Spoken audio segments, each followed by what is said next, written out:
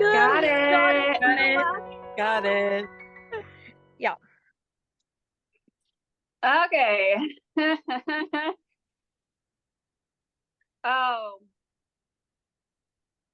welcome back, guys, to the Lucabeth Lounge, the cozy space for everybody who loved Lucas and Elizabeth from One Castle Heart.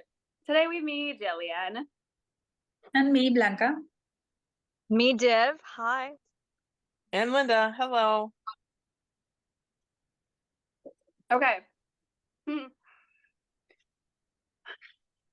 All right. So let's just start this off by just saying where we are at in our thoughts and our emotions. Like, how are you guys feeling? Div, you go first. Okay. So for me personally, I didn't share this with too many people, and I don't even think I told you girls too much. I don't know. Remind me if I did. But I kind of fell out of love with the show. I think starting even before season 10, I wasn't really excited about I wasn't really excited about season 10. As you know, season 9 wasn't like it didn't live up to my expectations, but it still had so much cute Lucabeth in it, right? Like it's a season that I could have still treasured. But then when season 10 came about, first of all, they had the delay. And then starting with the first episode itself, it just seemed like a bunch of nonsense. Like they didn't feel like the same couple. So I was already kind of not loving it very much. So for me, I think that's why when I said I'm not really angry, it's because the emotions have kind of just passed. So I mean, I'm not okay with anything that's happening. And I think if you read my tweets, you know that obviously I'm not okay with any of it. Um, but usually I would have been like sobbing by now, or I would have been like crying my eyes out. I haven't even shed a single tear over the show, which is really odd to me because I literally like lived and breathed When Calls the Heart. Like I found it right when the pandemic struck. This show was everything to me. Literally, like I was neglecting everything else in my life and just like focusing on the show. But as you see, this season I didn't make a single edit. I didn't make a single GIF. I didn't do any. I barely tweeted about the show because what was there to even like? What was there to even like gush or tweet about? Or even there were a couple cute Lookabet scenes that I could have, GIFed or edited, but I have to feel it to do it. So, and I wasn't feeling it. So I deleted everything. All the GIFs are gone, edits, like we're talking like thousands of hours of work probably. It's all gone down the drain. Whatever. It's done. So that's me. I'm sorry, I don't mean to sound callous. But that's where I'm at. I'm fortunately not as like angry as I would have usually been. Yeah. I mean, I think that's perfectly fine. Yeah. I don't think you have to apologize for anything. Nope. Blanca, what about you? Well, for me, it's a mix of disbelief. I'm still there.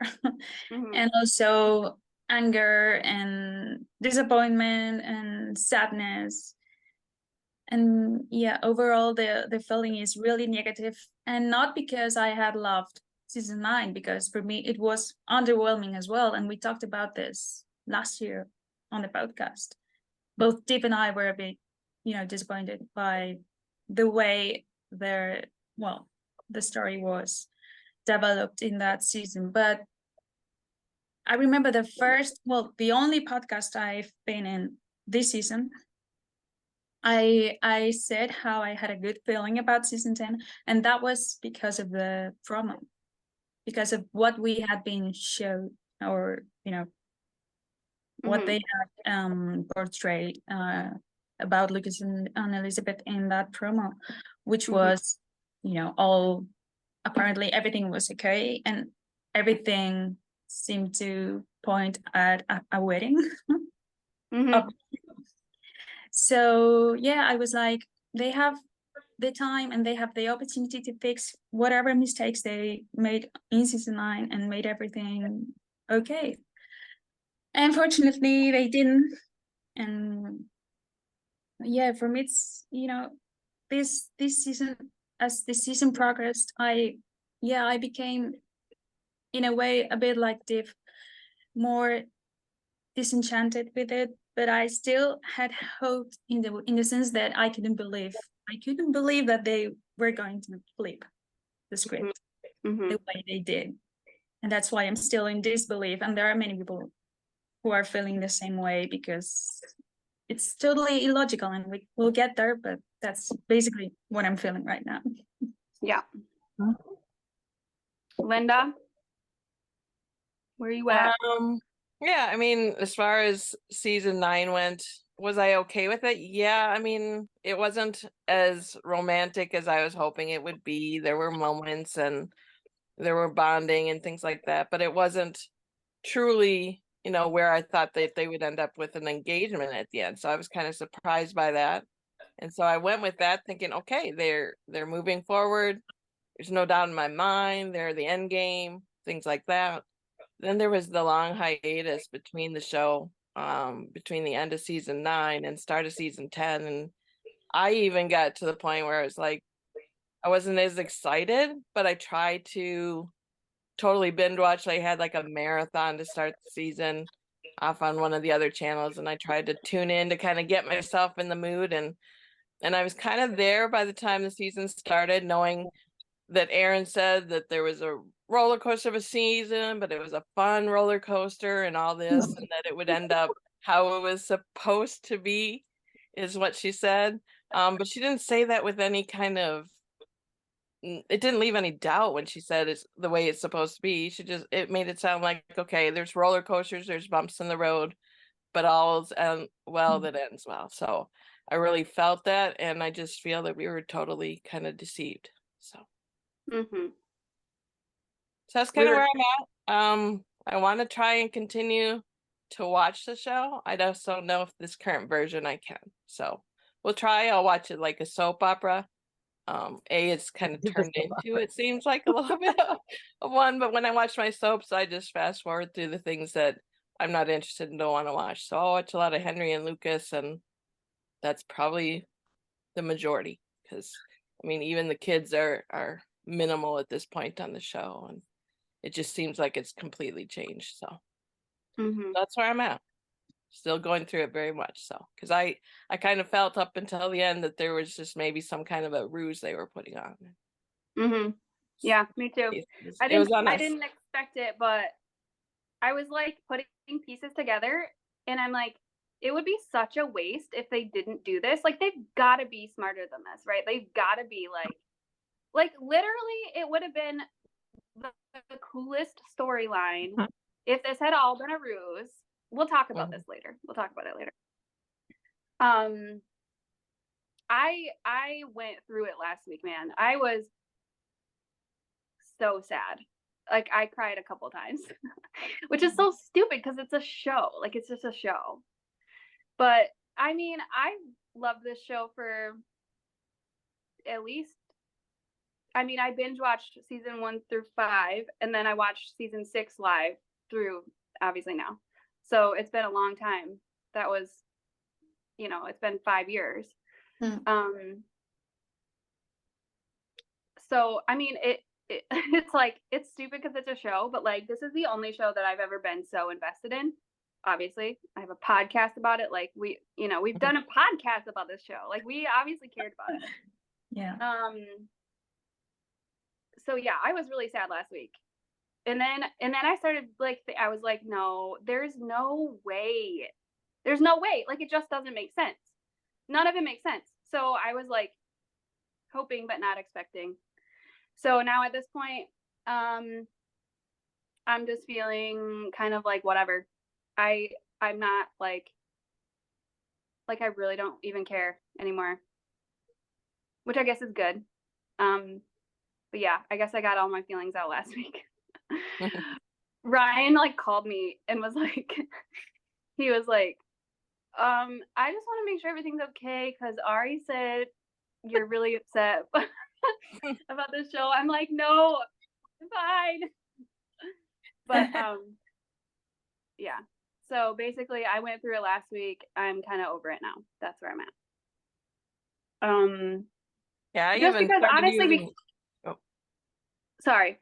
No, I said I even started using a hashtag saying "make it make sense." I was like tweeting out things, and it's like, "Here's this, make it make Yeah. sense." And I was hoping that that's what they would do, but Yeah. I they mean, never the thing did. is, like, it literally does not make sense. So we No. can't make sense of it. There's not even any reason to like think it through and be like, what happened? Like, it just doesn't make sense. They literally flipped the script and were lazy about the writing, and they just like, yeah. I think what does make me sad, I will say, I fell in love with the entire show after a certain point. I started watching season 6 and I loved Lucas.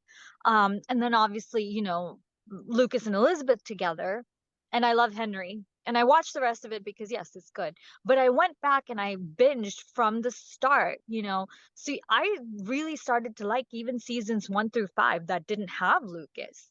And now not only am I giving up the show starting now on, I'm going to give up the show completely. Like, I'm not going to watch this show again. Every time I Yeah. watch it, I'm going to see Elizabeth and I'm going to be like, oh yes, there's the woman who makes the dumbest decision of her life in season 10.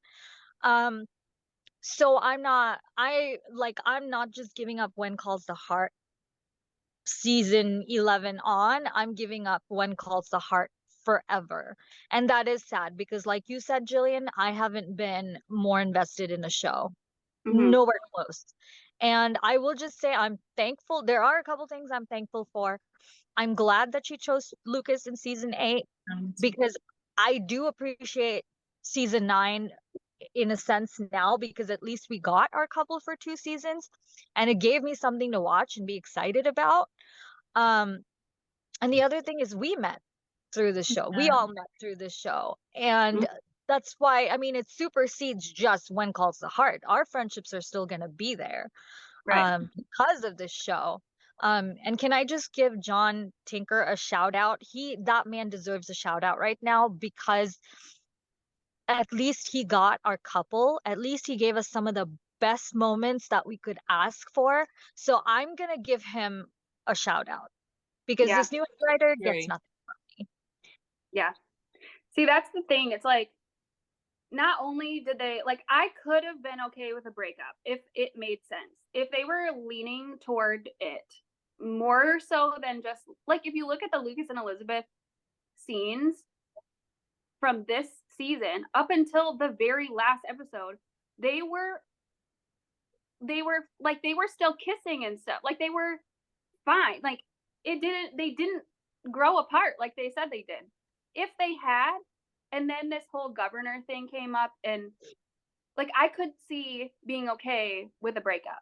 But Exactly. like, they ruined the integrity of the entire last 5 years when she said he was my safe choice. And then they reiterated it in the finale when she went to she went to Jack's grave. I'll just tell you guys what happened. She went to Jack's grave and reiterated, I loved Lucas, but he was just my safe choice, basically, is what she said.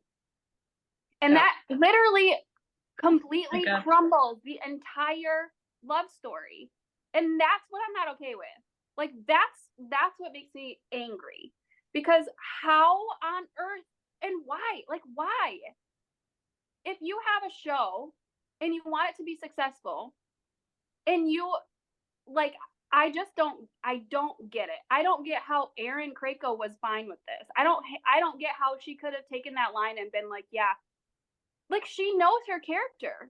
She's always known her character, and she's always cared about the integrity of Elizabeth, it seems like. So I don't get why all of a sudden she's like, yeah, he was just my safe choice. Like, no, do it a different way. Like, actually, make it so that it's believable, but that is not believable. And then when they break up and he's like, oh, your heart just isn't in it. She's like, no. And he's like, I wish you all the best. Like, be for real. Come on. He's just like 2 Yeah. seconds ago they were like kissing and he was looking at their family picture and packing it because Right. and then he's like, I want to thank you for being by my side. Why put that in there? Why put that line in there? If Yeah. he's just gonna be like, oh, okay, bye. Well, and if they knew You this was kidding going to me? Have a good happen, life. if they knew it was going to happen at the end, why are they putting these family moments still in there? Then having him, babysit little Jack when she's with Rosemary, and he started the candle thing for all that. I mean, they just had these moments still that were showing that they were together in a team. And so as much Oh as yeah.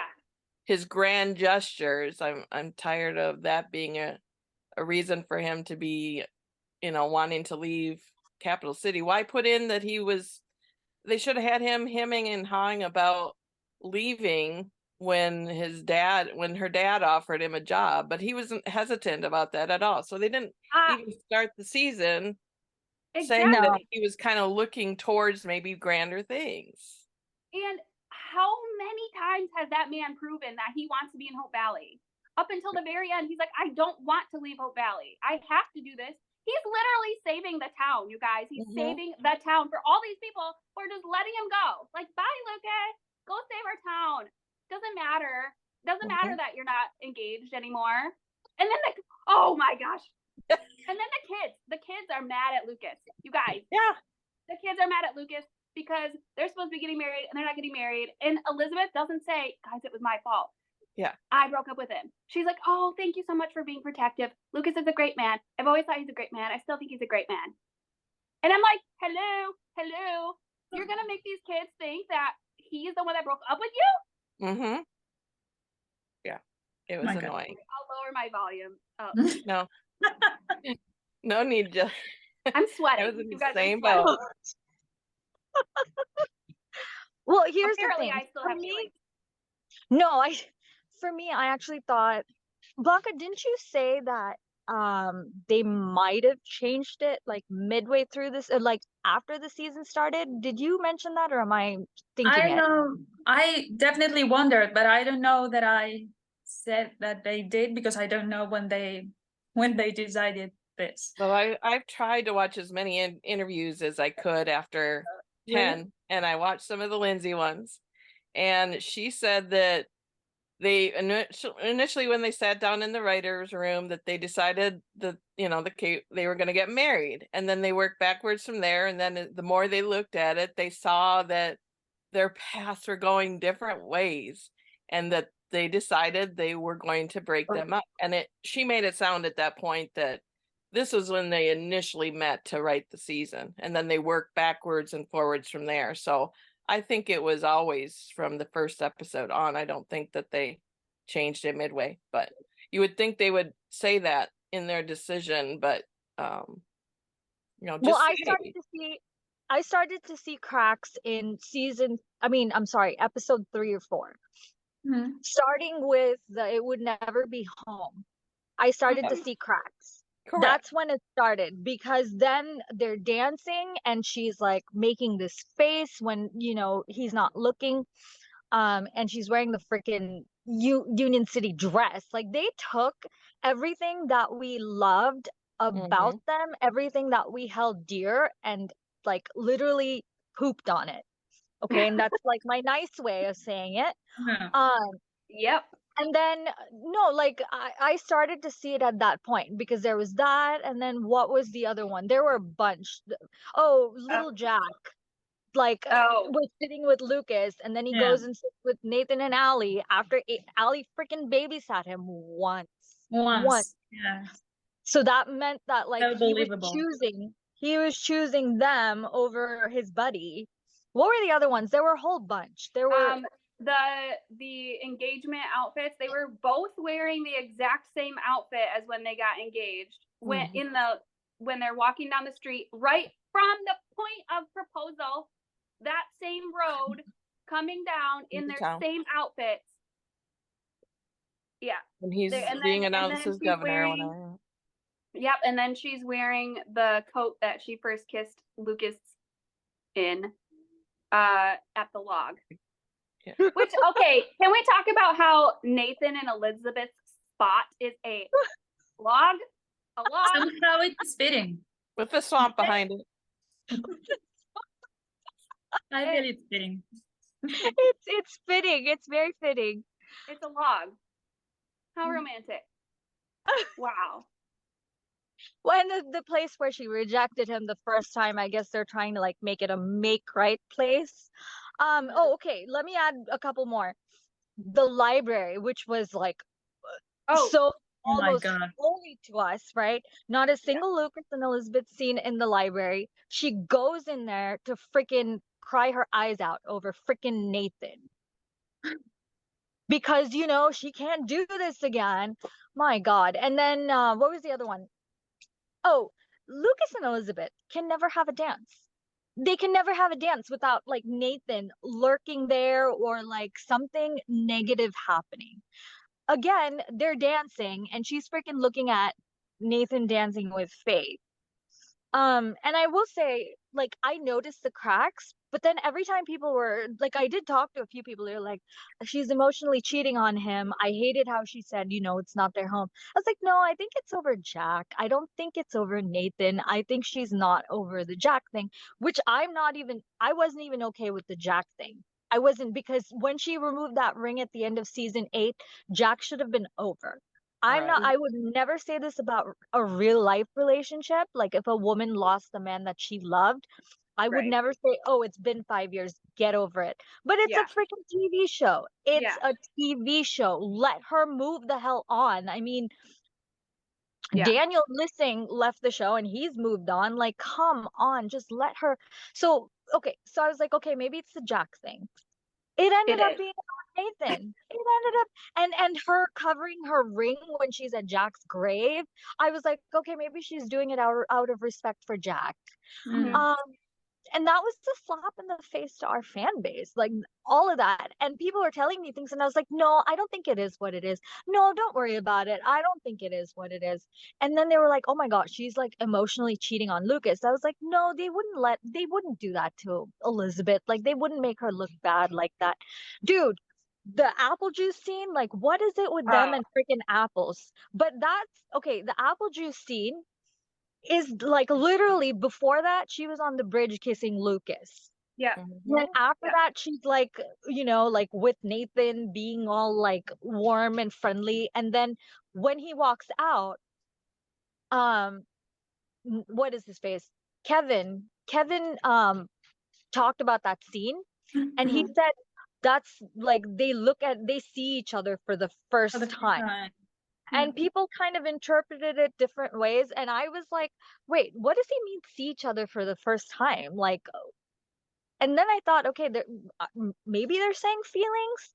It was feelings. And that was like way back then. So they were emotionally cheating. They were Mhm. emotionally cheating. Yeah. What are they but it was Lucas's fault. Like, how are they ever gonna explain that? Or are they actually going to hold Elizabeth accountable for that?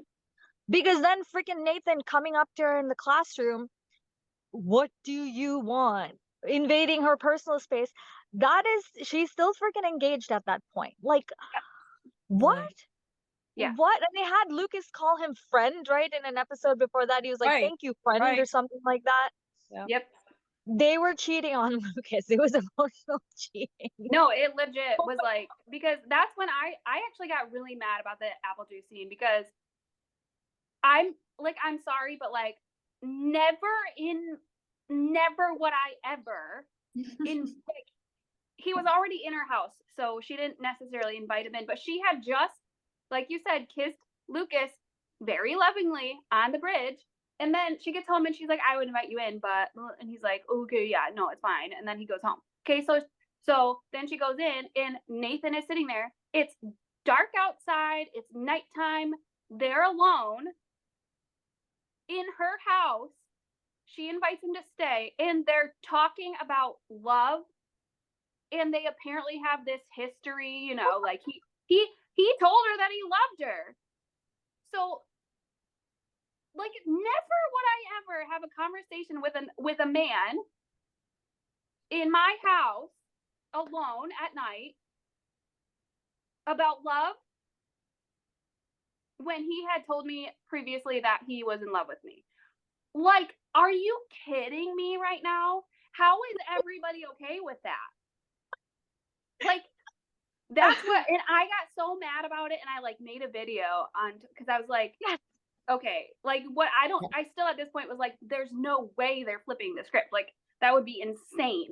But like, this is not okay. And people were like, calm down, it's a freaking TV show. And I'm like, I don't care. Like, my children watch this with me. Yeah. And this is not okay. Like, I have to have a discussion with my kids after watching When Calls the Heart and be like, this is not how we treat people. Okay? Like, When Calls the Heart. Oh, Dude, I love that community. No, I love no. that little image that you made, or not, the video that you made of like the chart kind of thing. What would you call it? Yeah. Like Nathan in the middle with like May, cross it off. Nathan yeah. goes to Faith, cross it off. Yeah. Oh my gosh. That's genius. It is And it's musical true. chairs, a love web of musical chairs in Hope Valley with literally every person When did this in happen? the town. Every person, every single person except for Molly. She's the only single person that was not involved in the love web this season. Literally, I'm not kidding. Like, think about it. She's the only single person in the entire town, and she could be Lucas's mother, technically. I mean, you know. Well, like Faith oh and my God. Nathan. Faith and Nathan were still like flirting, and they were still showing like moments between them, and you know, like, and he was trying with Faith. Like, remember, she like falls and he catches her, and like they stare into each other's eyes, and you know, they go on like he accompanies her on that trip or whatever the heck it is, and he goes off, you know, the squirrel chasing. Yeah, or well, he's chasing after Scout, who's chasing after the squirrel. Let's give Scout more credit here. But I'm like, they like, so do like May's like, oh yeah, we're just friends. We realize we're better off as friends. Fine, cool. And then Faith, we don't know the backstory between Faith and Nathan. Like, something They don't know the happened. backstory. The people who write the story, they Right. don't know. There Lazy. isn't one. Problem.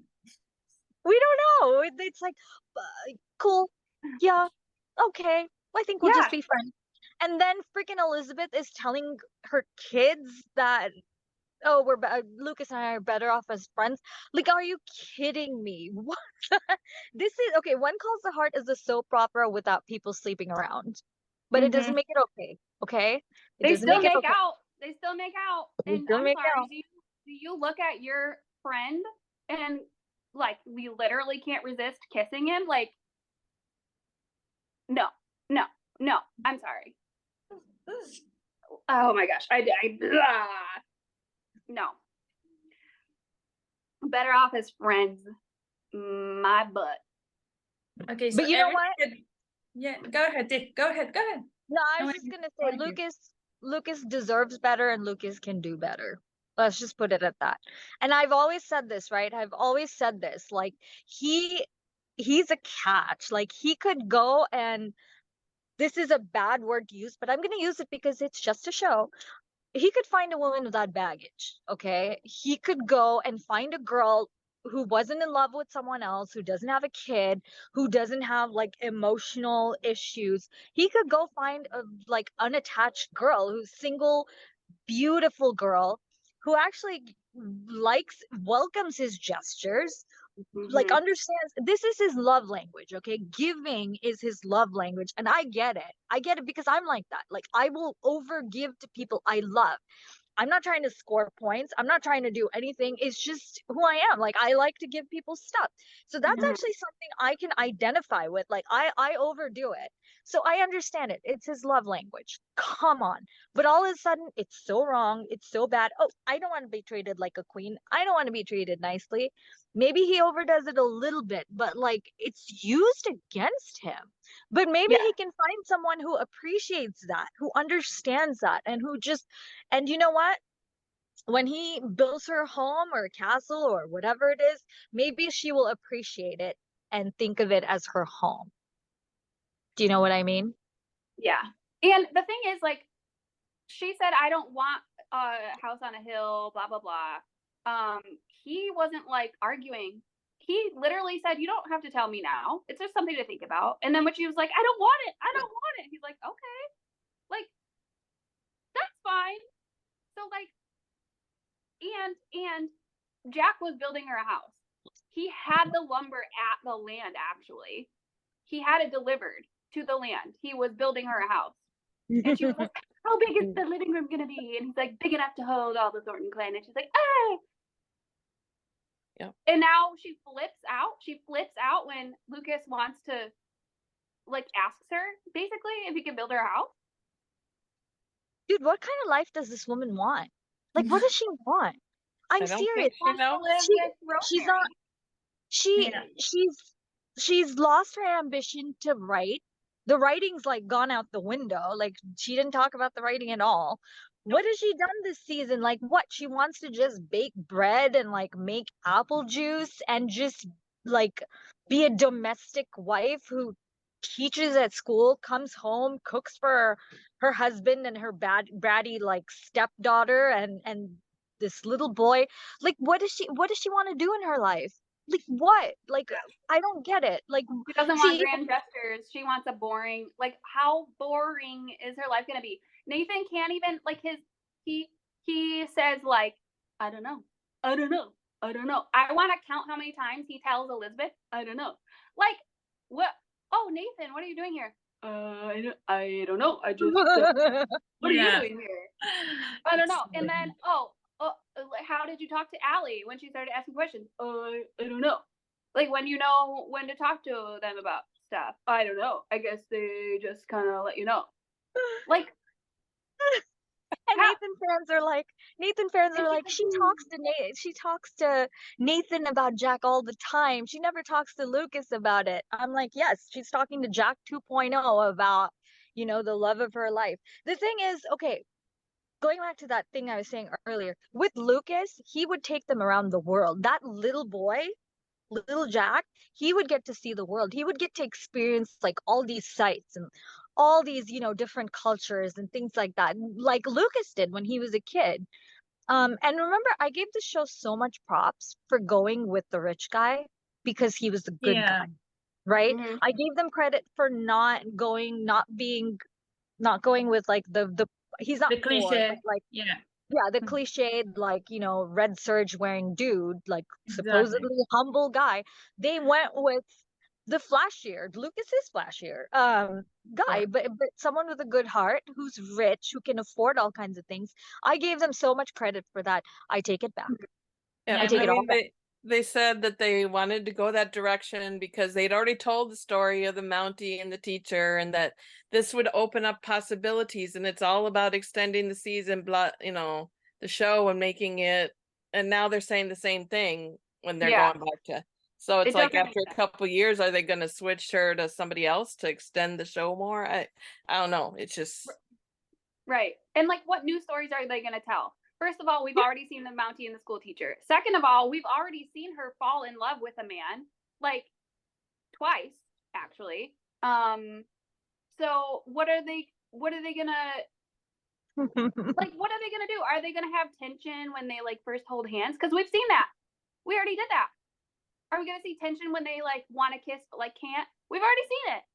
And like, how are they gonna go from being Oh, gee. this couple being together, engaged, to just like suddenly in the next season she's gonna be with this other man? How does that work? It doesn't work. Because they have an audience who is going to watch, who's dumb enough, I'm going to say dumb enough to watch.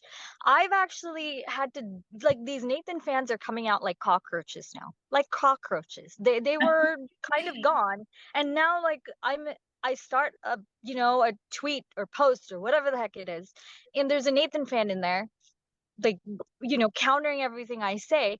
And one of them was like, "Oh, I felt like she had feelings for Nathan all this time. I never believed that she loved Lucas. I don't think she could ever love him." I'm like, they're telling Oh, you that now. yeah. Are you really that dumb? Like, are you really? Oh my they're gosh. Why do lurking. They're lurking like Nathan in the bushes. Yeah. They were dormant for a while, but now they're They're finding back, them and back I'm like, out. you're really gonna buy that garbage? You're really gonna buy that? Like, seriously? They don't care about the narrative of the story. Like, they don't care how it is told. They only care that Nathan and Elizabeth are together, which is like, why? Like, why do you even want that at this point? I don't get it, but whatever. But okay, see, Leftovers. if in season Yeah. 8, right? If in season 8 it had been flipped, let's say in season 8, Elizabeth had been dating Nathan and not Lucas, right? If they had that scene that Lucas and Elizabeth have in the rain where they're in his car, Nathan doesn't have a car. I'm just saying, like, she shows very clearly that she wanted to kiss Lucas in that scene, right? And then we have the office scene, which with Nathan it would probably be in the freaking jail. Um, and like she shows again very clearly that she wants to kiss him. Mm-hmm. I would have already been angry. And by the end, if she had passionately kissed Nathan after telling Lucas she had never been in love with him, like she did. Okay, Yeah. I'm gonna Got it. got it. Got it.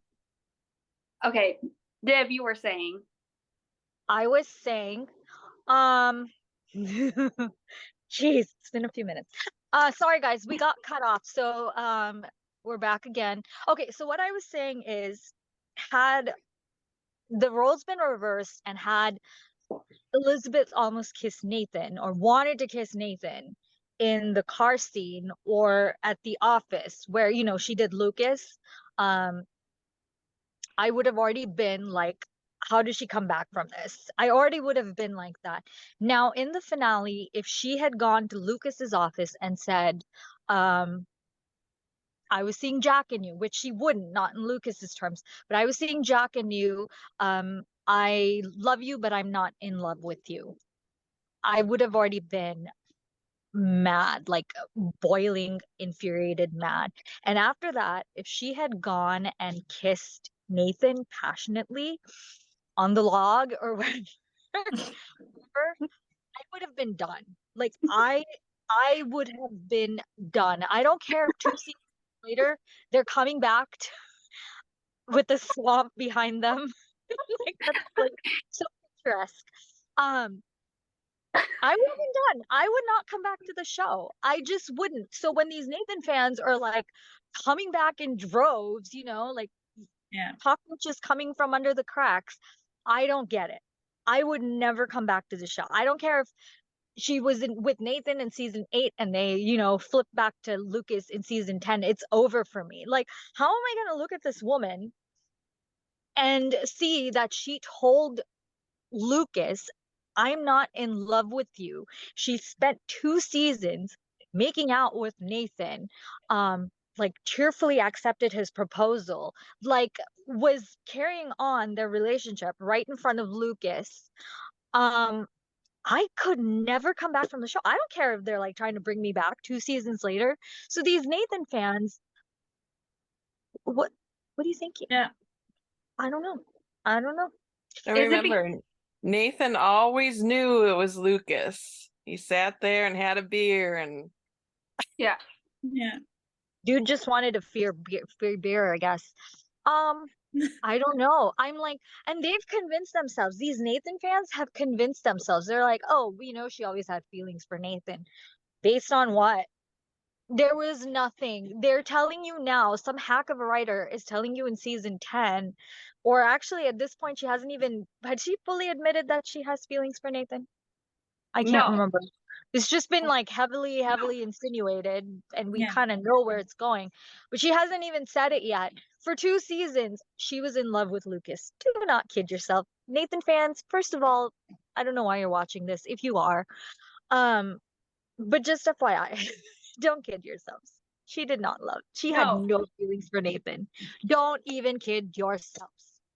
But anyway, and she said in the finale, she said, I loved Lucas, which by the way, I was like, you're already not in love with your fiance that you just broke up with 3 weeks ago. Okay.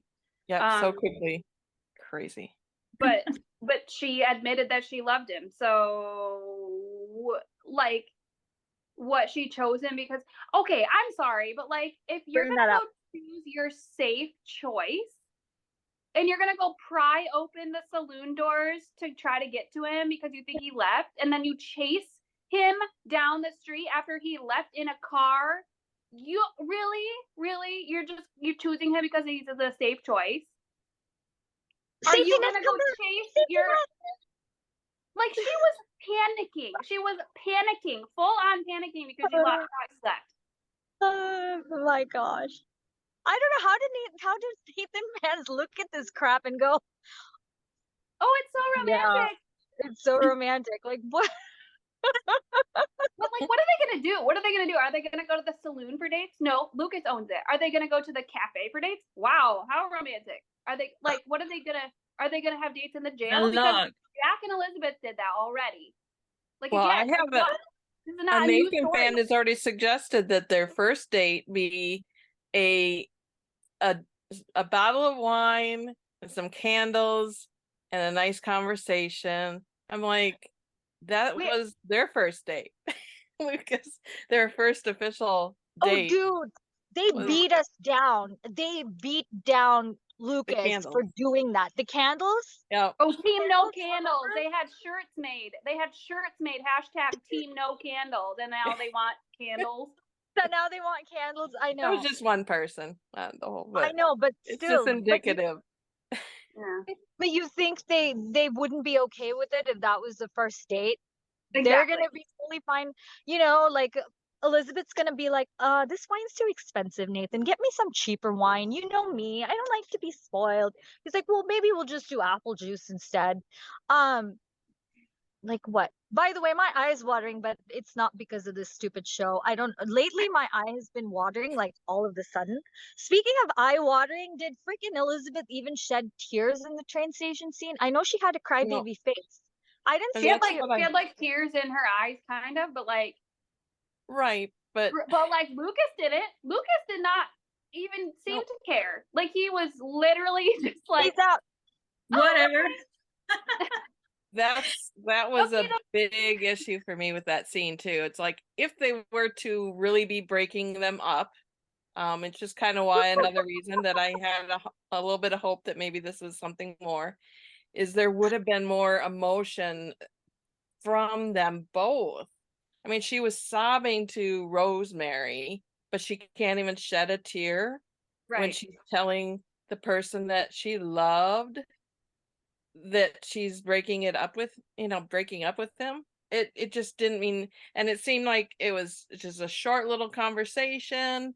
It was in a public place. I just don't think that's how I would envision them No, breaking after them they up. had just driven in a car together alone to Union City. We know Yeah. how far away Union City is. We've seen them go there on a date. Mhm. And they stopped for snacks on the side of the road. Like it is long enough to have Yep. to stop for snacks. Okay. Exactly. Now, like she also doesn't have any luggage. She has no luggage. Because I was like, well, maybe he's carrying her luggage. But no, he picks up all of the luggage that he had before and takes it on the train. It's all his.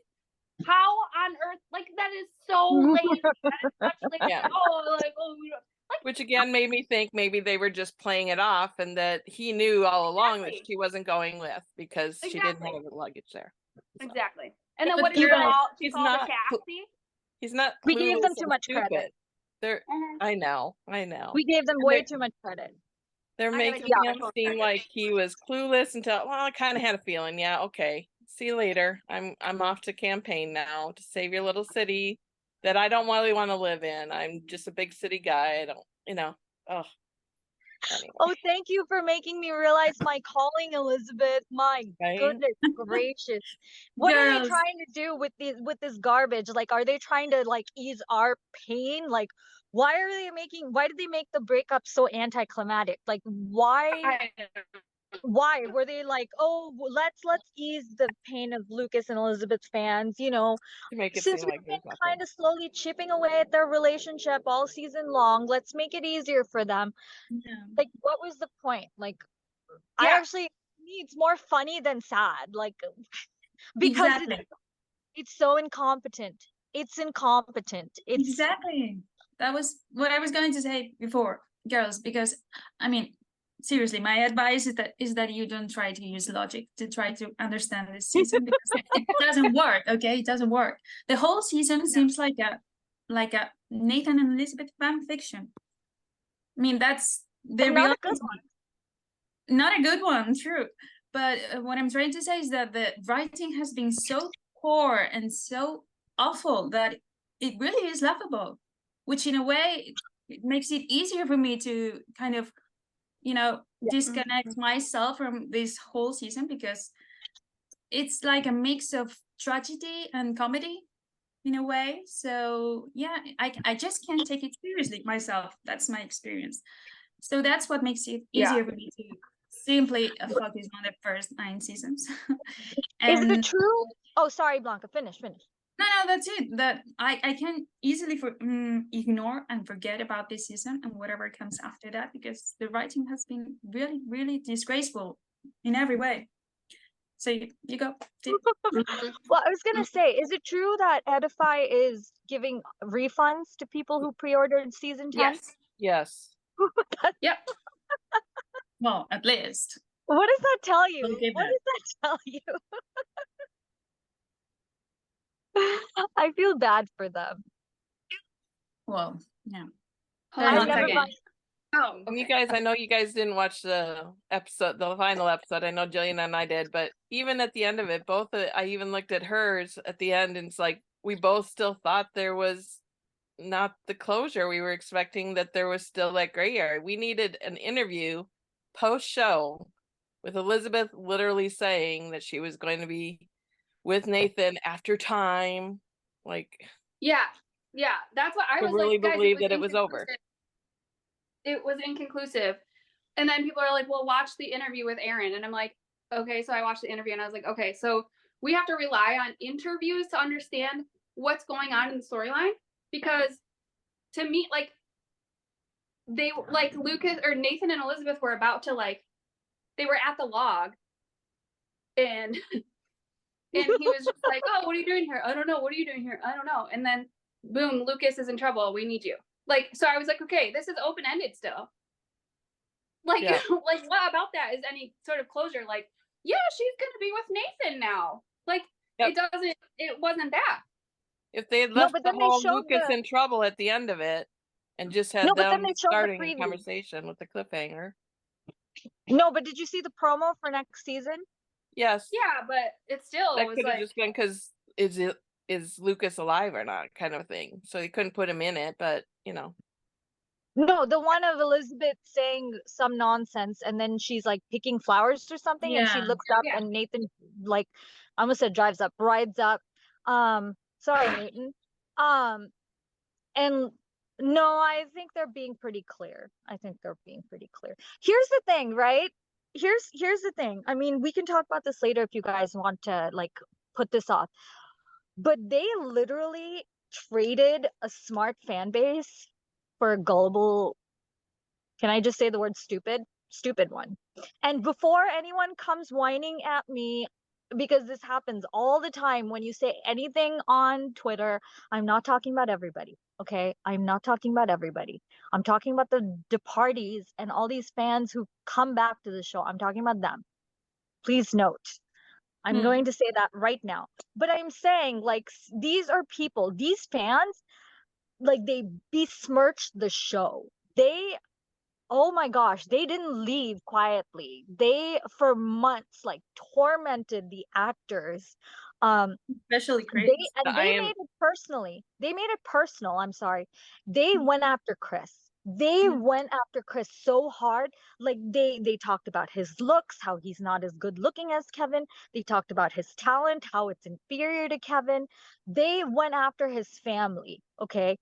One of them's theory was, oh, maybe his family bribed the show to make sure that he's the end game. Then one of them was like, no, I went and researched it. His parents are just interior designers. They couldn't have afforded to bribe the show.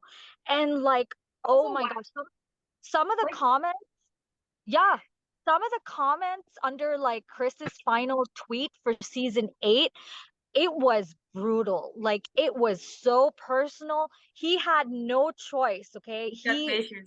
in the decision, he had nothing to do with it, but everything went towards him. And I don't think a lot of the fans know this. I kept track. Like, don't ask me why, but I went and I read a lot of the Team Nathan messages. They didn't hashtag anything. They were disgusting. Disgusting. Yeah, And they burned pictures of Aaron Krakow. Aaron. They literally burned, and Oh my I'm God. so like I just deleted like a couple months ago. I had Dang that it. video, like I screenshot it or like screen recorded it, but it was like taking up too much space, and I was like whatever, I'm not gonna need this. Yep, wishing them. Like they were literally burning her picture in their front yard. Dude. Like, that's so psycho. I'm sorry. Mm-hmm. No, and then they so I've seen a lot of disappointment from our fan base. Like Lucas and Elizabeth fans are so disappointed. I've seen them asking, like, Brian Bird why. I've seen them asking Derek Thompson why. Like, some of it is like varying degrees of like confrontation. I haven't seen anyone attack Kevin. I haven't seen anyone put this on Kevin. I haven't seen it. I have not seen a single thing. And the amount of hatred Chris got, my God, that should tell you everything you need to know about the fan bases. That should really tell you this is what they've done. They've taken an intelligent fan base and pushed them out in favor of a fan base that left the show, that treated everybody on the show like garbage, who were like, dude, they were writing negative reviews about the show on IMDb. That's Like true. they were And purposely zero stars, I had zero forgotten. stars. zero starring, like some Yeah. of the, oh my gosh, it was so bad. And then there's this website that lets you rank all the Hallmark actors. They downvoted Chris. They were downvoting him, and they made Kevin number one. They were finding all kinds of ways to like discount Chris and to take out their frustration. And this is who they're rewarding.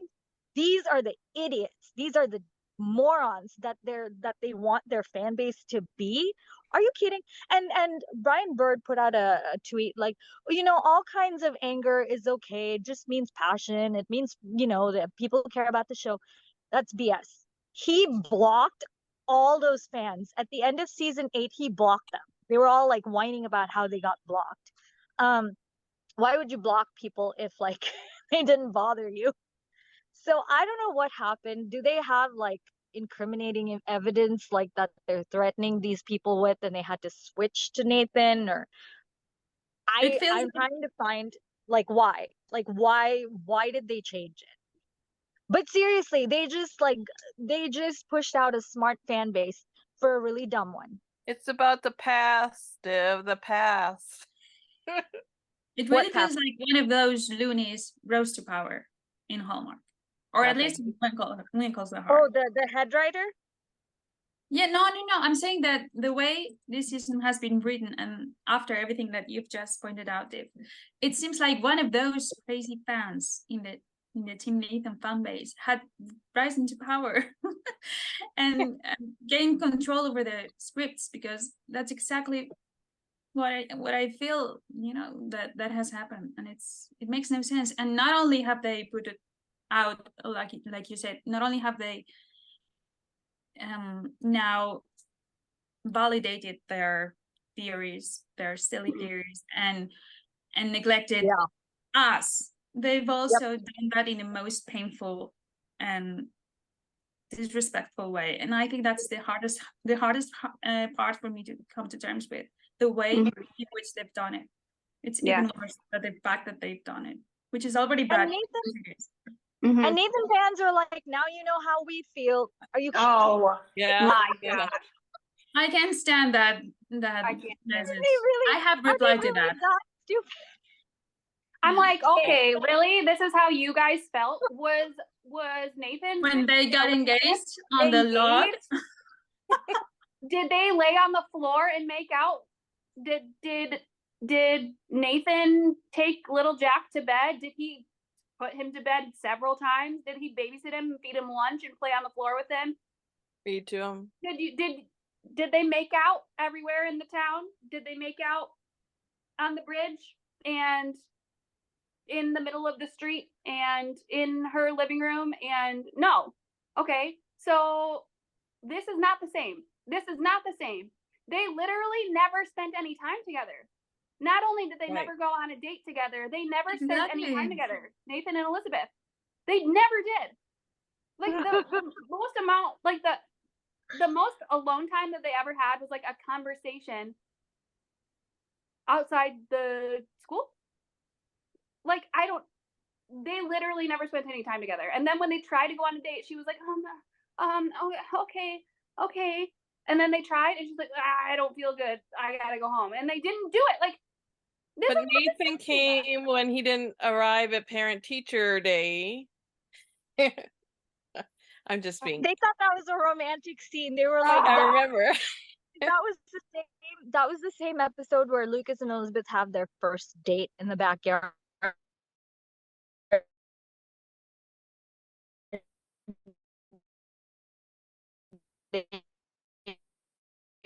Sure, okay. The fact Dude. that they were like, they thought they were blindsided at the end of season 8. I'm like, how is this blindsiding you? Like, They were delusional. and then, oh, now you know how we feel. No. After 2 seasons of like having our couple, like, but look, dude, they just rewarded like, okay, remember in season 8 the surge warming scene? After that scene when either Nathan's coming in or coming out, like they show like the house, like they show the like the outside of Elizabeth's house. There are 4 pumpkins. Oh There are my. 4 the sitting outside her house, and like they're 4 different sizes. There's a huge one, a slightly smaller one, and then a slightly smaller one, and then like a baby one. Oh my gosh, I feel like I'm telling the story of Goldilocks and the 3 Little Bears. But like they're 4 pumpkins, right? And Team Nathan fans were like, oh my gosh, that's a clue. Each pumpkin is Nathan, Elizabeth, Allie, and Little Jack. So they're gonna be endgame, especially after the surge, after she warmed his surge, where we know why she wanted his surge. And then like the these are people who came up with the Alice in Wonderland theory. Yeah. Okay, that's gonna be their fan base. They started holding on to that again, like in this season. Like, And the thing is, it worked. It worked. Yeah. Look at where we are. Are you kidding me? Okay. Casablanca, are you kidding me? And they supposedly took like they're actually using Casablanca as an excuse. Yeah, and that this has always been okay. But I'm glad that, Julian, I'm glad that you mentioned, however, you know, the lack of alone time that Nathan and Elizabeth had ever had, because I was thinking about it the other day and I was like, what has ever brought them together? Like, what has ever been a thing for them to bond over? And the only thing I could come up with was death. First, Jack's death, in which Nathan played a major role, okay, and not in a good way, obviously. I mean, he was, you know, in a big way responsible for that. So first, there's that. He came into the picture because of Jack's passing. And then the other factor for them to, you know, have developed some sort of connection is the fact that both of them are responsible for a kid, right? Because they are both raising kid on their own. And then what we have there is, again, death, because Elizabeth is a widow because of Nathan, by the way. And then Nathan's sister passed also. So when it comes to, you know, if you come to think of it, what you have between them is death and more death. And it's the only thing that has united them all along. And it's several months for the people who support that couple, which I really don't get. But if you really stop and think about it, I mean, if Nathan had been a regular Mountie with not surrounded by death, okay, in his life circumstances, what makes you think that Elizabeth would have had any sort of connection with him? We don't have any reason to believe that, because it was all about that. And by contrast with Lucas, it was all about their souls connecting. Yeah. Their passions, their interests, their backgrounds, the way they learned from the other one and grow. I mean, they started to grow together and to admire each other. So how can you possibly Yeah. change one for the other. I just can't. I don't understand. And I'll But that's never why they understand. had to remove those things. Like they removed all the writing in the books and the things that they had as a connection to try It's and unbelievable. make it more believable that they would break up. Oh, so boring. What are they gonna do? Like literally what like they have stripped her of her ambition, of Yeah. her dreams. I'm just like, what are they gonna do? Like what? Is she gonna cook Yeah. him like different kinds of food and we're gonna get to see him eat it and we're gonna be like, well, I'm not gonna watch, but like, Yeah. is that what they're gonna do? By the way, I keep wiping my eyes, but I swear it's like something, my eyes are watering. I'm not crying over this stupid show. Um, if you see me wiping, that's what it is. And if I'm looking up, it's because like there, like our trees, there's always squirrels up here, guys. So just as a thing. Anyway, sorry, we were talking about something a lot more important than that. What were we Um. saying? Well, Wait, and listen. the thing is, like, okay, they made it this big deal where like Lucas is a dreamer, and like for some reason they think that's a bad thing. But like Yeah. Elizabeth used to be a dreamer too. She used to be a dreamer. Like she had dreams, and who helped her fulfill them? Lucas. Yep. Lucas helped her, and they fell in love in the process. So like this narrative of like, oh, he was my safe choice is so bogus. Like I can't even wrap my mind around the fact that like so many people were on board with this. I just don't get it. Like I said, you can have them like grow apart and their paths grow apart. Like sure, okay, if this governor thing opens up this new found calling for and that pulls them apart, fine. That's fine. But you cannot go back to the beginning and say that she chose him out of fear because he was the safe choice. You cannot. Why did they do that? I just It validated. You're a dreamer. I would never want to squash that. Like, what about your dreams? Because he helped you fulfill your dreams. It validated Team Nathan. It validated what Team Nathan was saying. And you know what? Yes, now it's become fact, but we know it wasn't until this season, until this head writer came to pass. That's not how it was. Oh, and what is this garbage about? Like, what did Lindsay, what's her face, say that Lucas was too immature for Elizabeth, or Elizabeth was too immature? I think she said he needs to grow up or something like that. I couldn't watch the interview. Yeah, I don't think she said, I don't think she said he was immature. I think she said he needs to grow up. And it's like, really? Lucas needs to grow up? Because like clearly she doesn't get the character. No, it's like complex for her. I'm like, complicated. I'm like, she should have watched our podcast because we broke this man down to like oblivion. We like analyzed this man from every facet. So like, dude, when the triangle was ongoing, he was like the most grown up, most mature one.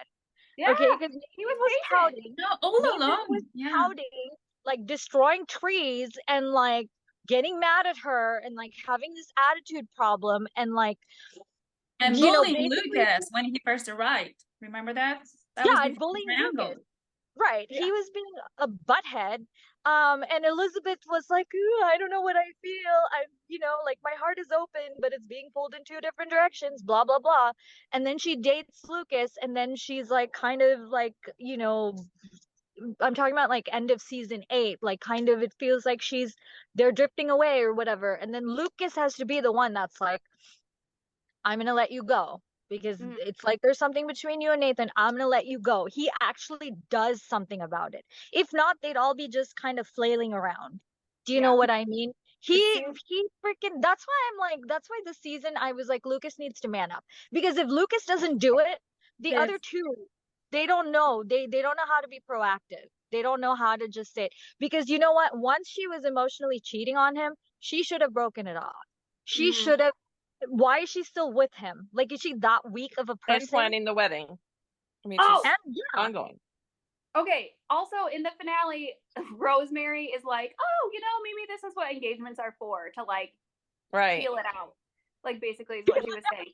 And I'm like, no. Engagements are a commitment. You are committed to getting married. Like, does that mean like you can't break an engagement off if like no? But like, I'm sorry, engagement is not like a trial run for marriage.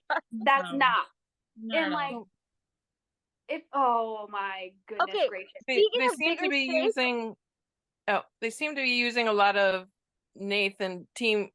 fans of Nathan's terminology in order to bring them back in. If they say that she was the safe choice, if they say Lucas needs to grow up, and if that they'll get them back easier than if they were to say, no, she loved Lucas and just didn't work out, and she doesn't love Nathan, and blah blah blah blah blah. They'll never get why them do back. they want them back? Why do they want them back? I don't know. I don't But I don't know either. Although they got to have some because they know they're going to lose the Lucas and Elizabeth fans, or a lot of them. Not only the Lucas and Elizabeth fans, Linda, also neutral fans or fans that were only about Correct. cohesiveness, coherence in the story, and I don't know, Yeah. consistency. Yeah, there's a lot of people that are Elizabeth fans that don't say they don't recognize this Elizabeth and are leaving too. So they've ruined her. They have ruined her. They can't get it back. They can't get it back. I don't care if they have her go and like beg on her hands and knees and tell Lucas she was brainwashed. I don't care. It's possessed. done. We're smart. We're smart enough to know that they're just BSing us again. They're retconning this again. We know that. But you know, I was gonna say something and I totally freaking forgot. What was I gonna say? Dang it! Well, it was a good point. It was a good point. I have something to say, so if you want some time to Say it. remember. No, I want to hear. I want to hear. Say it. While you just said that, it also made me think of something that I had already, thought about the other day, because I remember Erin's words with at that ET interview before the season aired, before the premiere of the season, when she said, "Spoiler alert: we won't lose anybody." And now last week I was like, that was a blatant lie. Like, we lost several people, and in a way it's much worse than killing off a character. Killing off a character isn't the worst way to get rid of a character. Okay, it's not for the character itself, and it's not for the viewers. There are worse ways to lose characters, and I feel that this season we've lost both Lucas and Elizabeth in different ways. Yeah. When it comes to Lucas, I'd say that he was out of character for most of the season. Like, a huge part of what he did or said was not, or didn't feel like real Lucas for me. For example, when Dib was saying how he was too accommodating to whatever Elizabeth said or wanted or wished, and not ever questioning any of that, I don't feel that Lucas would have been like that in season 8 and season 9. But also, and mostly, I think we lost Elizabeth because, yeah, she was totally ruined. I mean, Lucas was underused, true. Should have communicated more if he had been written in character, but Elizabeth was like totally, out of character as well, but in a much more brutal way, because she was, I mean, they used her to negate everything they had written for several seasons. So she's been the victim here. Like, the main victim in the story is being Elizabeth. The protagonist, the so-called heroine, is the one that has been thrown under the bus. And why Erin agreed to this is beyond me. I just can't understand why. And that kind of, I said at the beginning that we were misled, and that's really where I was talking about her interview at the beginning of the season. I wasn't talking about the writing for 6 through 9. That was just spot on. It was from that point where she said that, everything's gonna be great and don't lose anybody and blah blah blah. Like, that's a great comparison that you made there, Blanca, that we did lose 2 people. Exactly. In fact, we lost a lot of other people. May's not the same person she really was before. Or Rosemary was out of character. My goodness gracious, Rosemary. Okay, but no, go ahead. Keep going, Linda. I don't want to. No, that was kind of the end of what I was saying. Okay. There were a lot of people that are different. Okay, so Blanca, you said killing off a character is not the worst way. Yeah. And you know why I was thinking this the other day? Sorry, I'll let you go in a minute. No, you go. But I've just remembered that I wanted to add something. I thought about that because the other day I was thinking, when was the last time I was this upset over a show? And of course, Downton Abbey came to mind, because that was a show I was really invested in for the first few seasons. And when they killed off Matthew, for me it was the end of it. But back then, I mean, even if it was extremely painful, which it was, because they made it in a way in which they had just welcomed their son finally after so many problems, and we had like that brief moment of glory, and then bam, he's gone. So that was brutal, but that was understandable because the actor wanted to leave. So there was no other way for the writers to get rid of him. And still be true to their story and the story they had been telling, and that didn't keep fans from still looking back and enjoying what Mary and Matthew had shared, which is something our fan base has not been granted, and that's the most unfair thing and the most disrespectful thing, which I was mentioning. Yeah, that's pretty much what I was gonna say, like because that's how they explained Jack's death too. Like the only way, since Dan wanted to leave, the only way that it would make sense to their characters is if he died, because he would never leave Elizabeth. So now here we are. This is Quinn. This is I think this is worse than when Jack died, because I mean that was brutal for not all of you, but like it was brutal for me, but it also was like it didn't unravel their entire love story in the meantime. And they didn't have to do that. They didn't have to say he was my safe choice. They added that. Like, why are they being so, I just don't get that. Like, it is worse. It is worse because now their entire story is completely tainted. And the integrity of the entire show, really. Yep. It's gone. Because how do we trust canon? How do we trust what they're actually saying when it literally doesn't mean anything? Or any promo. Because anything can be misleading from now on. Yeah, which is one of the reasons why I'm not gonna watch anymore, because okay, so I was still like, okay, this is open-ended until I watched Erin's interview, and she was like, nope, they're doing Nathan and Elizabeth, and I'm like, okay, well, I can't watch that. I physically cannot watch that. But even so, even if I did want to watch it, how do you trust what is going from here on out when they completely flipped the script and negated everything from the last 5 seasons? It just, I don't get it. I've said that like 1,000 times. Instead of so cute, now it's I don't get it. So here's the other thing, right? Less than a minute, Div. Yeah. Oh, less than a minute. Okay, let's go. Got it. Got it. I'm gonna miss that. Me too. So I had something I wanted to say. Okay, so you know how like Lucas suddenly is destined for a larger stage? Number one, he's freaking thanking Elizabeth because she's so, what's the word I want to think of here? Like, wasn't he thanking her in the phone call? Like, thank you for helping me realize my calling, and she's all smiling and stuff. Bull crap. He didn't really. He just said like, you were right. If I had gotten on that train, I would have regretted it. I think I found my calling, and I think that's what's supposed to make it okay. Yeah, like, we're like, oh, okay, not working. This is fine. We're not going to buy that. Even though for seasons he's been saying he came to Hope Valley to start a family, where he didn't want anything more. Where, oh my God, to settle down, call home, and start a family. Yep, all out the window. Yeah. I wanted to be here with you. My God.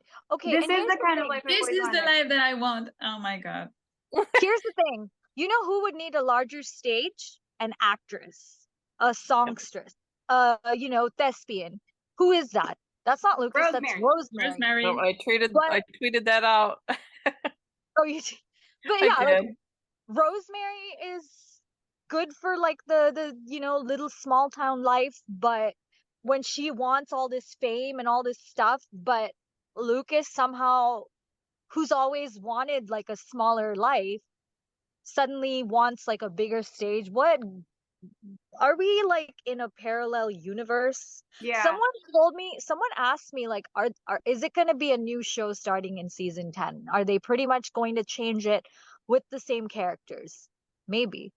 Because this feels like a spin-off. It feels like When Call It Heart just died yesterday, and now there's going to be a spin-off I would where say it died sooner than that, Div. it The whole died. season 10 was a It graveyard. did. Yes. Well, Of here's the course. thing. Have you heard that term, jump the shark? Yeah, Jump the shark is where a show sabotages itself and you can't come exactly. back from it, It right? goes downhill. Yeah. So when they really sabotage themselves is episode 11 of this season. True. When that train station scene, that's it. That was when it wasn't last night. It was the week No. before. It Yeah, was And before Julian, that. that's why you were and No, Julian, that's it why was you were before that. before that? When? It was when she talked to Rosemary Oh, in that same episode. But when In she the talked same to Rosemary and she said The he safe was my word. safe choice. Safe choice. Yeah. Yeah. yes. Okay, confession, you guys, I didn't watch the last 2 episodes, okay? But I know how it goes. You But didn't yeah, miss anything. Good. yeah. So I know what, didn't miss anything good. I was watching football, and that actually was more fun, even though my team lost Even yesterday. yeah, it's like that was really more fun, huh, dear? Football's always more important, Yeah. but like I would I know. actually make time for One Calls to Heart. I haven't even wanted to watch the show. I took it off my DVR. I was like, you don't have the right to be in my DVR with like all the good shows. No, bye bye. But yeah, Somebody said Lucas should have a spinoff. yeah, I don't No, know I what, wouldn't like watch Governor that. Lucas. Yeah, I I said wouldn't they'd watch have that. with John Tinker as the writer. I said maybe I'd watch it. No way. No, it's done. It's done. I'm They too can't. attached. I can't watch Lucas anymore without knowing what he went through on One Calls to Heart. That's where he originated. I can Did watch it with someone else. I just can't. I won't. Yeah. did any of you watch Younger with Sutton No. Foster? Okay, so Younger was this show. It was a few years ago. I think it started in 2015 or something like that. I started watching it because it looked cool, right? It lasted 7 seasons. The entire show was a love triangle. The entire show was about a love triangle where the lead actress goes back and forth, back and forth, back and forth. And it's funny because one guy is like literally perfect for her. Um, but she's still kind of attracted to this other guy who's way younger than her. He's like the age of her daughter, but she's attracted to him and they date, and supposedly it was a very like real romantic relationship. The other guy is her age. They work together at a publishing firm and they both love books, and he's mature like her. The other dude, the younger one, is like, it's shown that he's immature, but she doesn't at the end, she doesn't end up with either guy. I'm like, they pitted people. There were teams. There was Team Josh, which was the young dude, and Team Charles, which was the older guy, who I thought was perfect for her. And they pitted these fans against each other for 7 seasons. And she didn't end up with either one. At the end of the show, she didn't end up with either one. But then they hinted at her possibly starting a romance with Josh. But I'm like, I stopped watching. I think it was like season 4. I stopped watching. I was like, why? This is garbage. Like, Yeah. how am I supposed to root for this character, this fickle woman? But then I did kind of read about it just to kind of see what was happening. And I was like, thank God. I watched it. I was like, thank God the One Calls the Heart love triangle isn't like that. And I was like, thank God that the triangle's over and that I never have to worry about, my couple breaking up. This is the one couple that I was like, they're not going to break up. Hallmark's not going to do that to them. Exactly. This is I like was so forever, sure. right? Yeah, We I mean, never Brian thought even this would said the triangle was over.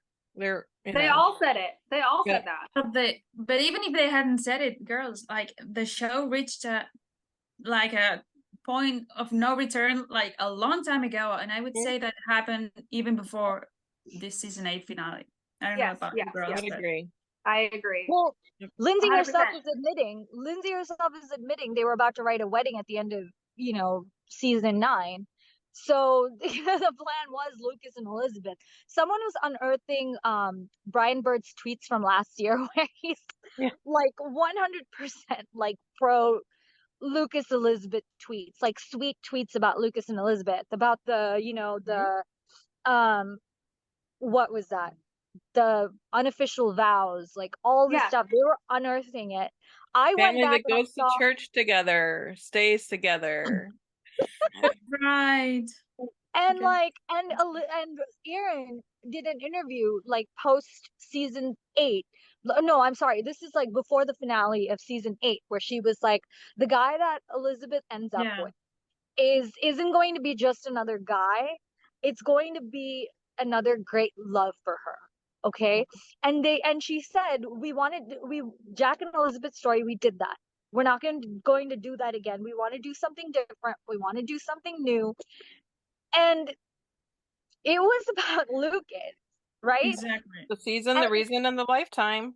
oh my gosh, I posted that. I posted And that she video. said that she was She did it. excited, like, to explore the courtship without the complications of the other man, and we have the other man all John season one. Tinker. We have the other. John Tinker was like, they have so much in common. Like, when they asked, like, why did you guys put them together? I think it was an ET interview that he did, where he was like, they come from the same backgrounds, they understand each other. I think, did he say book lovers or something like that? He gave a really good explanation of it.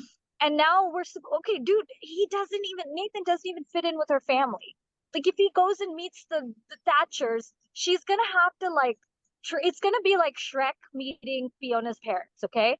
She's gonna have to like show him like which fork is which, and like how to freaking sit at a table, and like, Which we've already seen again. Like, we've already seen that with Jack. Like, that was their biggest obstacle, Jack and Elizabeth, was that he came from a different world, and he was like, listen, like, this just doesn't work. And then they overcame it. But like, we've seen that already. well, We're and Jack not was going to be never seeing this awkward. again. Jack was never an awkward character. Like, even that scene when you watch it, you're like, okay, yes, we can see that the worlds are, different. With Nathan, it's gonna be awkward. I don't know if it's Kevin or if it's just the character or what. I think it's both. It's both. And I never say anything about Kevin. I don't. Like, I'm not a Kevin fan. I will leave it at that. But I'm just saying certain things I'm not sure if it's an acting choice or what. Yeah, but some things are natural. I can't get past the awkwardness. I can't. And yeah, because they don't fit. They don't fit. Right. I don't think so either. But like, Jack was like a manly man. He was like a man's man. Like, and even though they came from different backgrounds and he didn't fit in with their family, like, that was an obstacle that they overcame. Okay, so there can be obstacles in a relationship that you can overcome, but like, you can't undo an entire character in 3 episodes. Like, it just okay, so what do they now? Nathan, if Nathan and Elizabeth get together, which Erin said they are going to, have a relationship or whatever, explore a relationship next season.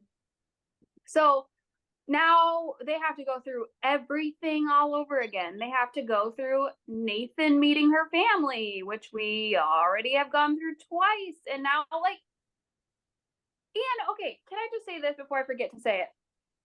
After Jack died, I was devastated. Okay, I was like really, really heartbroken. Again, it didn't negate everything that they had been through because he died. Okay, but I also had time to like heal alongside Elizabeth because it took so long for her to fall in love again. But now what? Now I have this. Not only are they broken up, but it unraveled everything that they've been through. And now I don't get time because she's just going to go be with Nathan all of a sudden in one season, from engaged to with another man. And I can't watch that. Nope. Like, my heart can't go through this process with her. Like, she just like changes her mind. I can't do that. And then people are like, "Oh, and Lucas needs to get with Fiona and all this." I'm like, no, just no. He doesn't need to get with any of the women that are Nope. in Hill Valley. He's Yeah, been no. with them People need for to how shut many up. years Some and has people need not to given shut up. them the time of day. He's not interested in any of them but Elizabeth. So no. He should have been. You know what? He could have done so much better, like than this plain Jane school marm. He could have. The damnation. I have all these points and I keep losing them. What's wrong with me? I was going to say something about what Jillian has just said, because Yeah, say it. my impression, Jillian, is, and well, all of you, is that the writers felt that they could do anything at this point because they had gotten rid of Jack, they had killed Jack, and people still watched. Yep. And I feel that Yeah. that made them feel like they are allowed to do whatever, and people will still watch. But they should be a line, there should be a limit, and that line should be integrity and cohesiveness and honesty, and treat your characters with respect. And And that's what Brian basically said last night in one of his tweets somewhere along the way is, you know, we've survived worse kind of things. See, No, we haven't. They are arrogant in that regard. Yeah. No, this is worse. This is worse. And he's defending the lower ratings. This is coming from a Jack fan who it literally took me 2 years to get over. Okay, I was not on board with Lucas. I was not on board with anybody for 2 years. Yeah. So this is coming from me. This is worse. Much worse. And like you said, they're not giving people time to get over it. Exactly. It's going to be fast. Yeah, the ratings are getting worse. Did you see the ratings for this season? I looked at the ratings. He was defending that last night, and I was like going, what is he saying? No, he's saying, well, it's because it's later in the season and blah, blah, blah, blah, blah. He said like, apple and oranges, like you couldn't compare. But you have no new shows. The actors are on strike. There's no new material out there. So you should be actually able to probably hold what you had before because there's nothing else for people to tune into. So you would think they'd get some fans that way. But yeah, go look at the ratings, guys. They're down, and it's if the parties have already come back, right? Like either mid-season or earlier on, the numbers should be higher, right? Weren't they like talking about how the numbers were gonna go down once they left? I don't know. I don't know how the numbers are going to look next season. All I know is I'm not going to be a part of that demographic. I'm done. I can't. I'm just, this show gets nothing from me anymore. And it's so sad because some people who are so dedicated to Lucas and Elizabeth, they're gone. They're just gone. Like the most. And they didn't deserve this. No. At least I'm going to get some money back. I'm selling my DVDs. I'm going to get some money back. I'm not going to watch it again. So that'll be fun. Some that were at that Hardy's family reunion feel that they were even deceived even there and then. I mean. Yeah. Let's talk about, yeah. Did we talk about that? Yeah. Apparently they weren't allowed to say like who was there. I don't know if we should talk about this or not. No, no limits today. Just say it. We're done after this anyway. I mean, because I wasn't there, so I don't know. I don't know what those are for. But like people have said it. So this is what I've heard. Chris was talking about how his daughter has taught him more about being a TV dad. Aaron said they were asked like what they wanted to see for their characters in season 11, and Aaron said she wants to finally see Elizabeth's married life, and everybody cheered because they thought they was talking about Lucas and Elizabeth. Now okay, so that makes me think like, are Nathan and Elizabeth going to get married in season 11? Like, you made it sound like it was not going to happen that quickly, but but who knows what to believe in anymore though. And I just don't get like, so they're saying that they did this for the longevity of the show. Okay. I didn't buy that either. Let's go back. Let's do this right now. Okay. Are you guys okay with this? With the theory that I had? I'm going to talk about. I'm okay with everything. Absolutely. Anything and everything. Yes. Okay. So let's say it makes total sense. I went down and broke down everything throughout this entire season, okay? They talked so many times about Lucas's poker skills, okay? They mentioned he talked to Elizabeth about it and said, "Are you okay with me using some of my old tricks?" And she said, "To save a friend, I actually kind of love you for it." She scooted toward him and gave him a sultry kiss and then cuddled up next to him. Okay? They mentioned poker so many times this season. Okay? They didn't do that last season. That was Lucas when he first came in. So why would they bring that back if it didn't mean something? Okay? Right. They brought up Elizabeth's acting skills multiple times, including Molly specifically saying, "It's impressive that your acting skills can even fool Rosemary." Why would they say that? Why would she say that if it didn't mean something? And then Lucas later is including Elizabeth in his plan, which meanwhile, the entire season, they are a team. Okay? Not only Lucas and Elizabeth, they are a team, but also everybody else. It's like Lucas and Elizabeth and Rosemary and Lee and Bill and Nathan, they're all in the same room multiple times talking about, let's have a plan. Everybody's saying, "Lucas, you're so clever. Lucas, you're so clever. Lucas, you're so clever." They're like, he's playing all these games with for the benefit of the town, right? Hope Valley. Hope Valley is the star, apparently. Okay, so Lucas is the one that's saving it. And he's 2 steps ahead. Like, he's literally playing chess, okay? Not checkers, he's playing chess. And they have injected all of these things into the entire season throughout, okay? Meanwhile, Lucas and Elizabeth and Jack are a family throughout the season. They've never drifted apart. They never drifted apart. They're still flirty with each other in front of her son. And then they continue to talk about Elizabeth's acting skills. He says, "You were great in there. Rosemary's taught you well. You're a budding actress." Why say that? So like the whole theory of this was a scheme, they knew how dangerous Montague was. They continued to talk about how dangerous Montague was. Lucas continued to trick Montague, and he continued to say, "I think I underestimated you." So we know that this should have something to do with Montague. Then they go to the train station after driving all the way to Union City alone in a car when she has no luggage, and he's gonna like verbalize his plan. "There's a park across the street from this place. I think that'd be a good place to start." In public, they're gonna say that in public, and then she's gonna break up with him in public, and they're gonna have the camera angle from inside the train, and they're not gonna use this to their advantage. They break up publicly. Like, it just does not make any sense.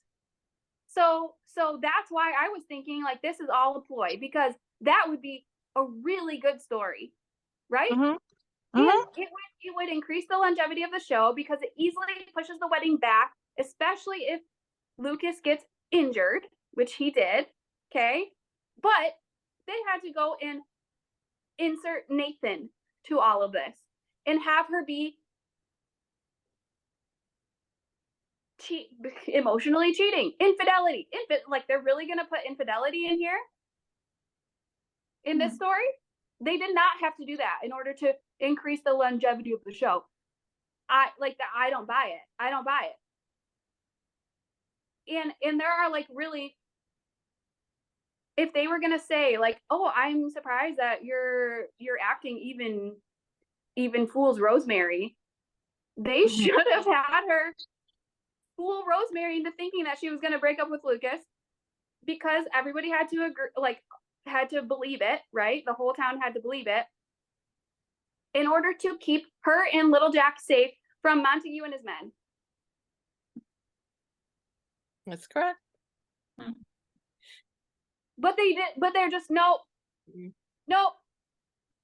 He was my safe choice. Like, how lazy is that?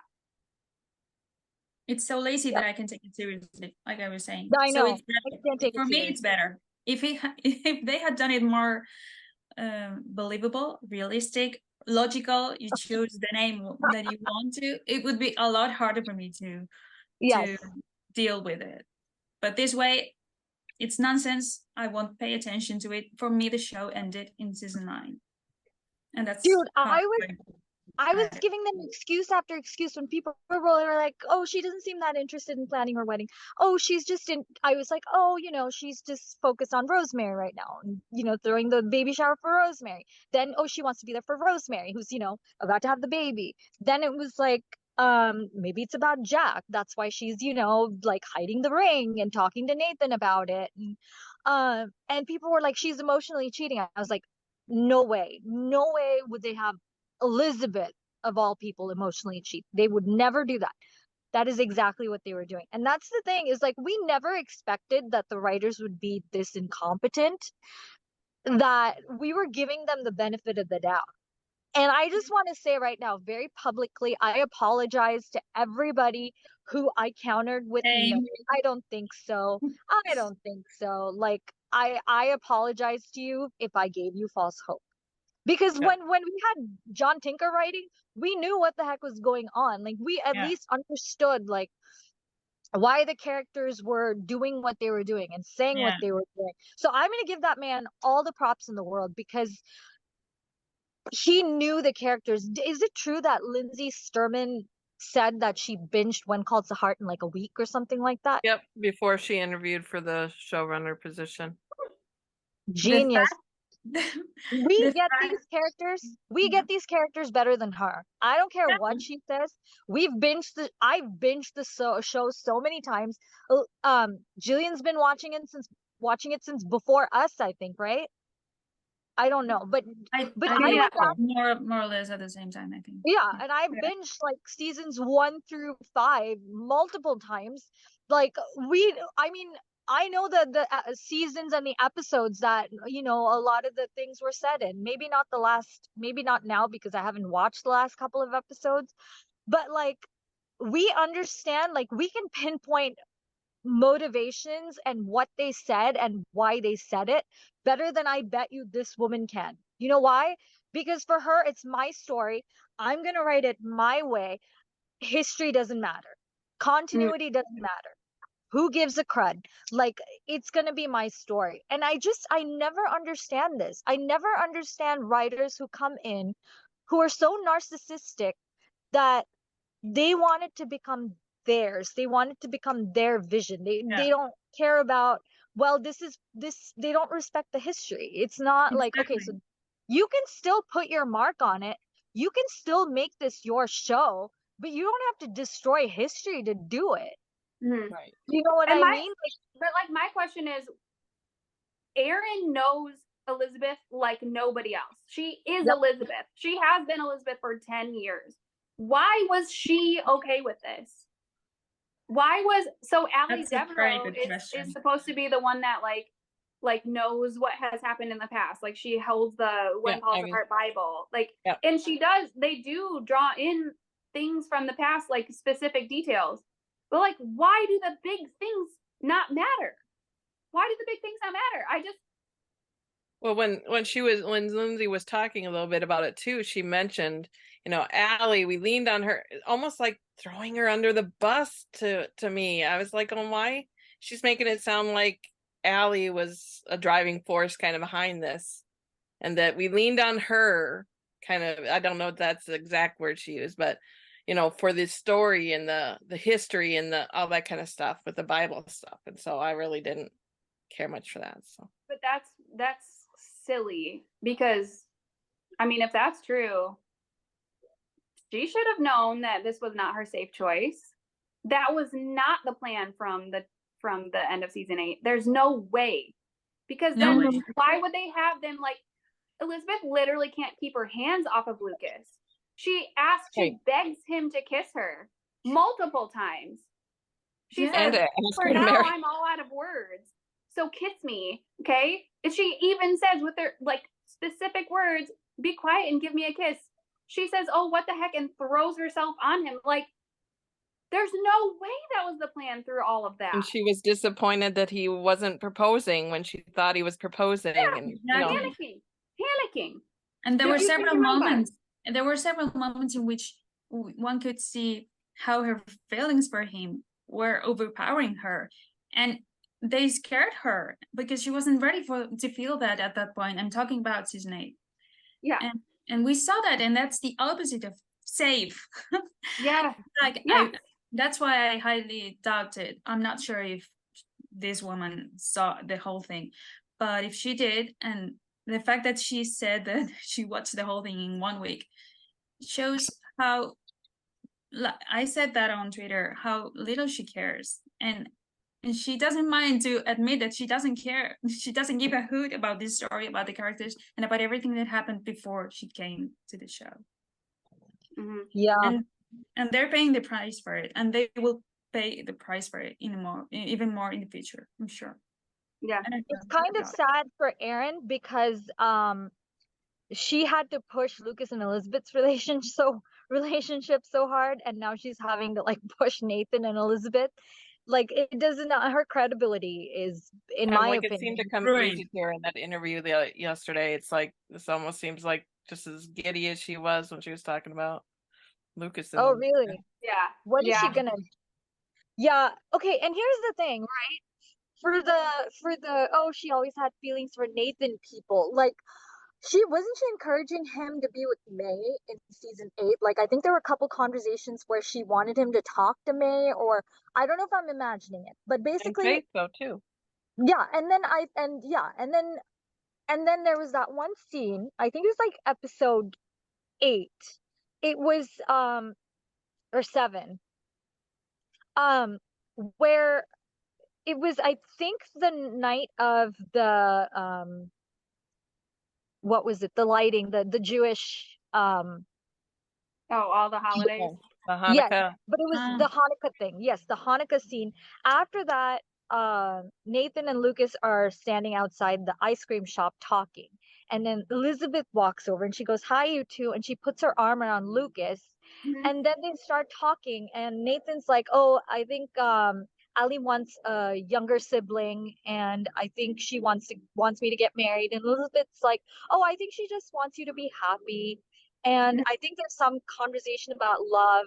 And then he like says good night and he leaves. And then like Elizabeth and Lucas don't even look at Nathan. They like look at each other and they kiss each other. Mm-hmm. And like, and then what, the two times that she worries about Lucas, it's with Nathan. Like when Lucas doesn't show up after the race and Nathan wins it, she's like, "How's Lucas? Is he doing okay?" And then she sends Nathan to go, make sure Lucas is okay at the end of or in the last episode of season 9. And then, he comes back and they hug and Nathan's like, "Oh, you could do worse than Bouchard," or something like that.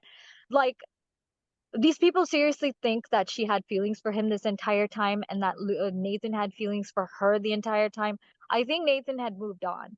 Nathan had Mm-hmm. feelings for May and Nathan had feelings for Faith. And then Mm-hmm. now supposedly his love stories with others have never worked out. Speaking of love stories, Elizabeth's second story was supposed to be her love story with Lucas. That's the story she was going to write. Yeah. Down the drain. Never mentioned again. Yeah. Bookmobile never mentioned again. Like, what was this woman thinking? Like, what are they going to do with Elizabeth next season? Like, what? She's going to be like so boring. She's not going to go Boring. anywhere in her life.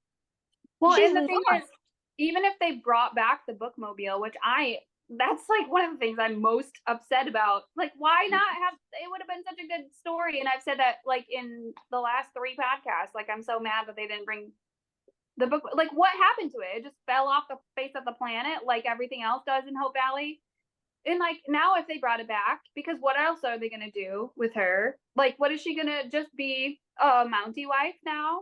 And that's it? She's going to bake muffins and she's going to just, what kind of a story is that? Okay, so like if they brought back the Exactly. bookmobile, because that's who she is, because she's a writer and she wants to like share books with people who don't have access to libraries, then She'll what? stick her nose in other It's people's with business everything that still. she was going to do that with Lucas. Like she was going to do that with Lucas. So I don't know. It's just ridiculous. And I want to know the conversation. Okay, so Nathan's sitting down on the sofa. Lil Jack climbs into his lap. Buddy number 2, did you know my dad? Uh, uh, Yeah, kinda. actually, What I do you kind mean, of killed him. kinda? Like, what is, like, yeah, actually, no, seriously? I didn't know your Is dad, Lil but he Jack did. I disobeyed orders and he filled in for me, so that's why he died. Yeah. And is Elizabeth are they going to bring it up again? Is Elizabeth just gonna be like, oh, it's okay, Nathan? Well, she did kind of forgive him. So now she's gonna be like, no, I'm just more in love with you than ever. I know you lied to me for 3 years. I'm sure you had a good reason, Nathan. But don't worry about it. We'll exchange vows and And when he confessed, he was forced to. He was never going to tell her the truth. I always think it's worth Yes. it to bring this Yeah, up. she People pulled it forget off about because that. he doesn't ever say anything. He always, I don't know. Yeah, I don't know. basically a snake. Yeah. We have what? less That's than Less than a minute. true. Okay. Well, okay. Coming back. Bye bye. a minute. Okay, bye. See you.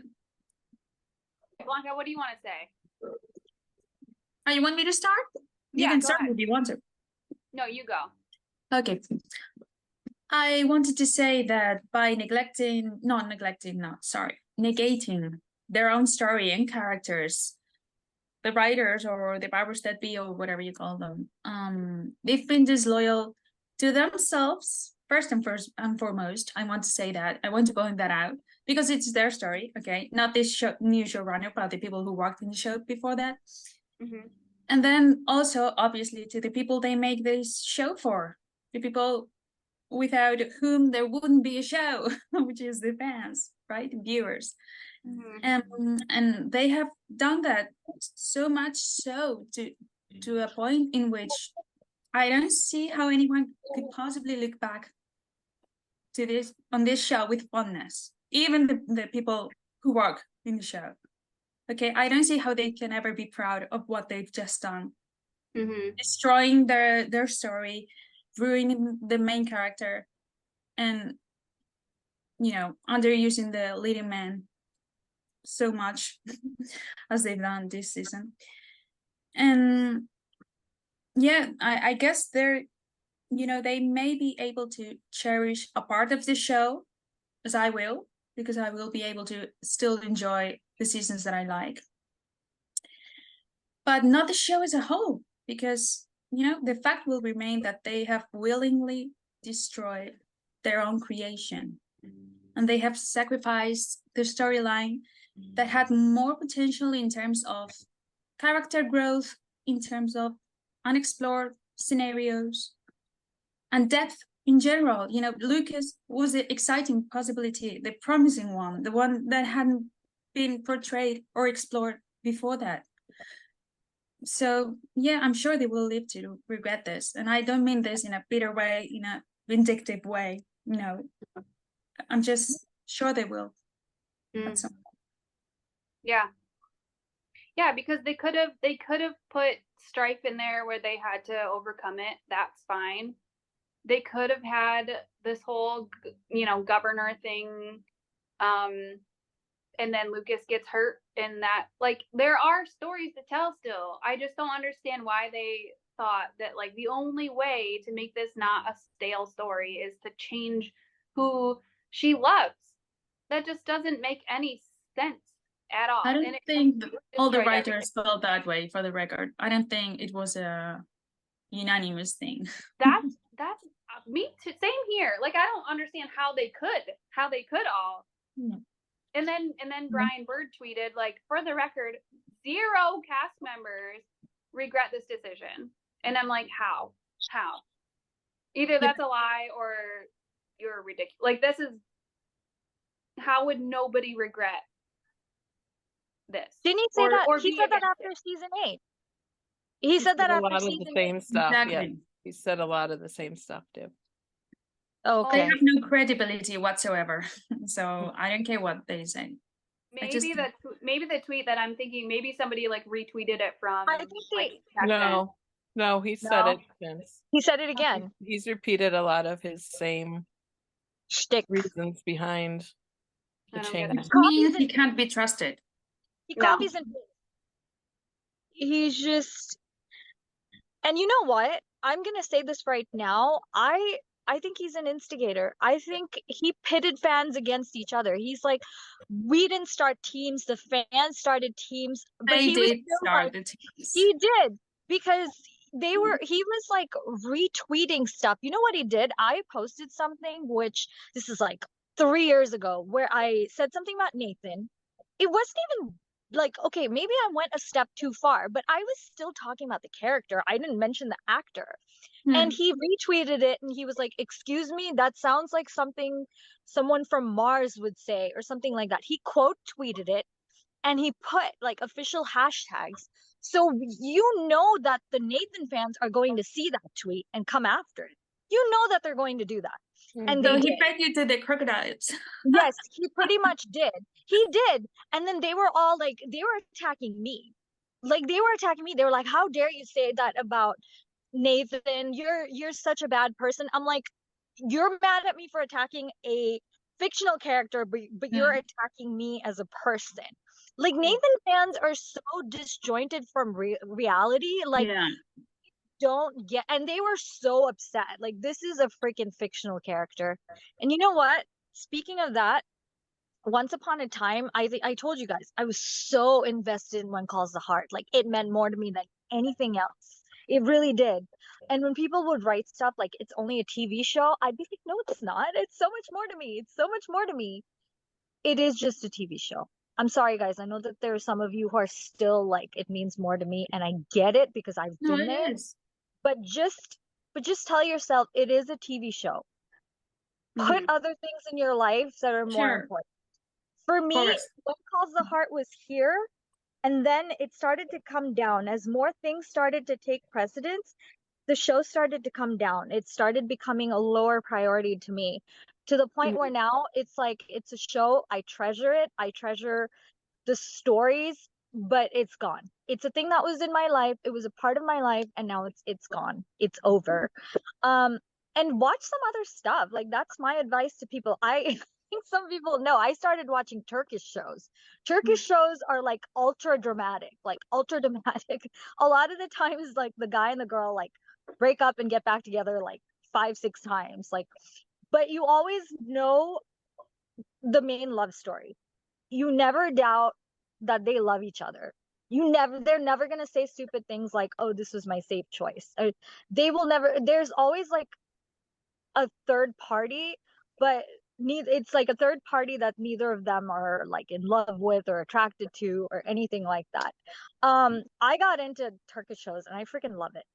Plus, I think when you binge a show, not just Turkish shows, but when you binge a show, you don't get as affected by like the end game as you would if like you spend months thinking about that show. Like when we have to wait an extra 10 months and when we like live and breathe Lucas and Elizabeth like almost every single day, then it's different than when you're just binging a show for a couple days. You're like, oh man, I wish she'd ended up with this person, disappointing, blah blah blah.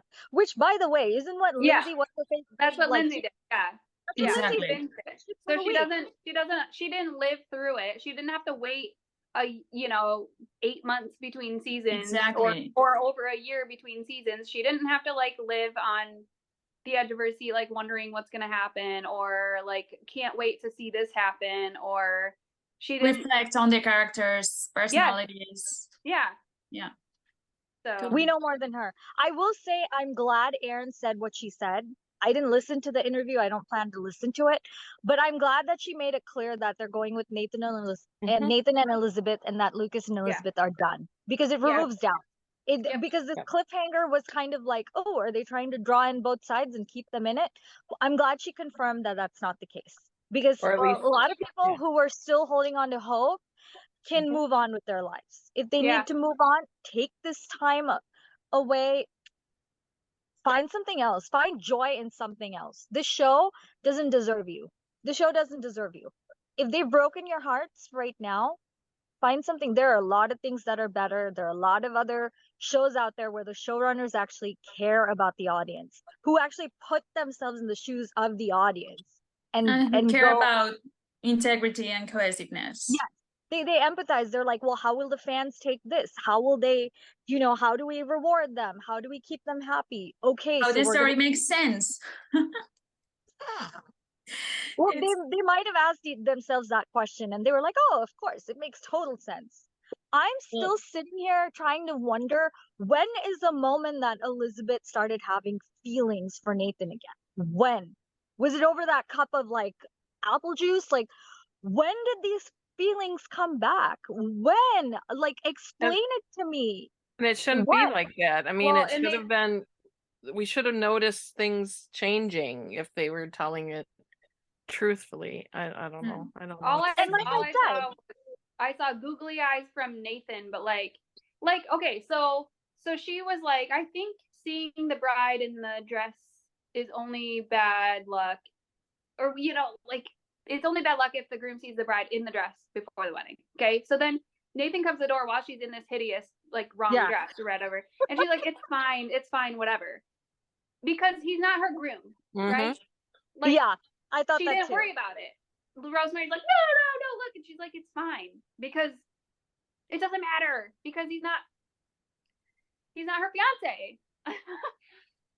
So like, But even then, she had a and then look, didn't she? he did these googly eyes over her, but like, okay, this is my last, like the last thing I want to say before Mhm. we like, then you guys can, but this is a good segue. Okay, the Jack stuff. Now listen, they don't seem to care about what they have said in the past. They don't seem to care that they need to wrap things up. But like, here's another thing that they kept bringing up the entire season was Jack. It was Jack.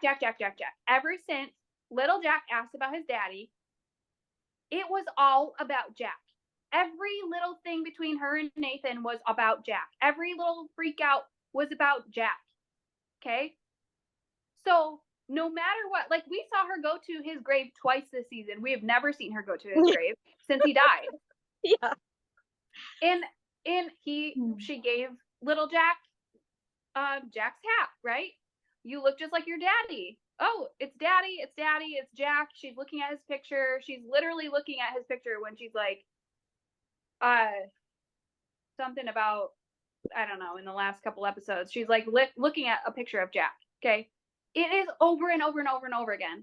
So how is she gonna go open her heart up to another man if she still has this like this mourning that she has to go through about Jack? Oh, that's weird. Okay, sorry. Jack 2.0. Nathan is Jack 2.0. Yeah. So they still have to, in my mind, wrap up this Jack grief before she can be with anybody else. And then they just have her go and be like, oh, Nathan, what are you doing here? They've got to wrap up the Jack stuff, because why would they be so heavy on it? Like, that is, to me, that is what, when she said, first of all, when she said, I wish I could give you my whole heart, but I just can't. I was like, baloney, because you've already given him your entire heart. You took off your rings. You were ready. He waited for you. You gave him your whole heart multiple times. When you threw yourself into his arms, when you took off your rings, when you said yes to everything, when he asked to be the father of your child, you said yes. So you cannot tell me that you have not given him your entire heart, okay? Or that you can't still. And that it's about Nathan? No. No. Because the only reason that makes sense is like, I can't give you my whole heart right now is because of this mourning that she's going through about Jack. But it doesn't make sense. So doesn't matter. It doesn't matter. I agree. Yeah. Nathan fans are like, well, we don't need a specific moment. We know that she's had feelings for him all along. Based on what? I don't know. But like, okay, I already said this, but I'll reiterate it again really quick. If these feelings that they both like realized happened in the, oh my gosh, I keep saying apple juice scene. I will never look at apple juice the same way again. Oh well, he's already taken apples away from me anyway. But like that's the scene that Kevin says Elizabeth and Nathan really see each other. And like I said, like we talked about, the scene before this, the same exact day, like an hour or two before this, she's on the bridge kissing Lucas, resting foreheads with him, smiling, and even apologizing for not being herself lately. Yeah. And how she planned this time away, Yeah. right? She planned this time away so they could get away.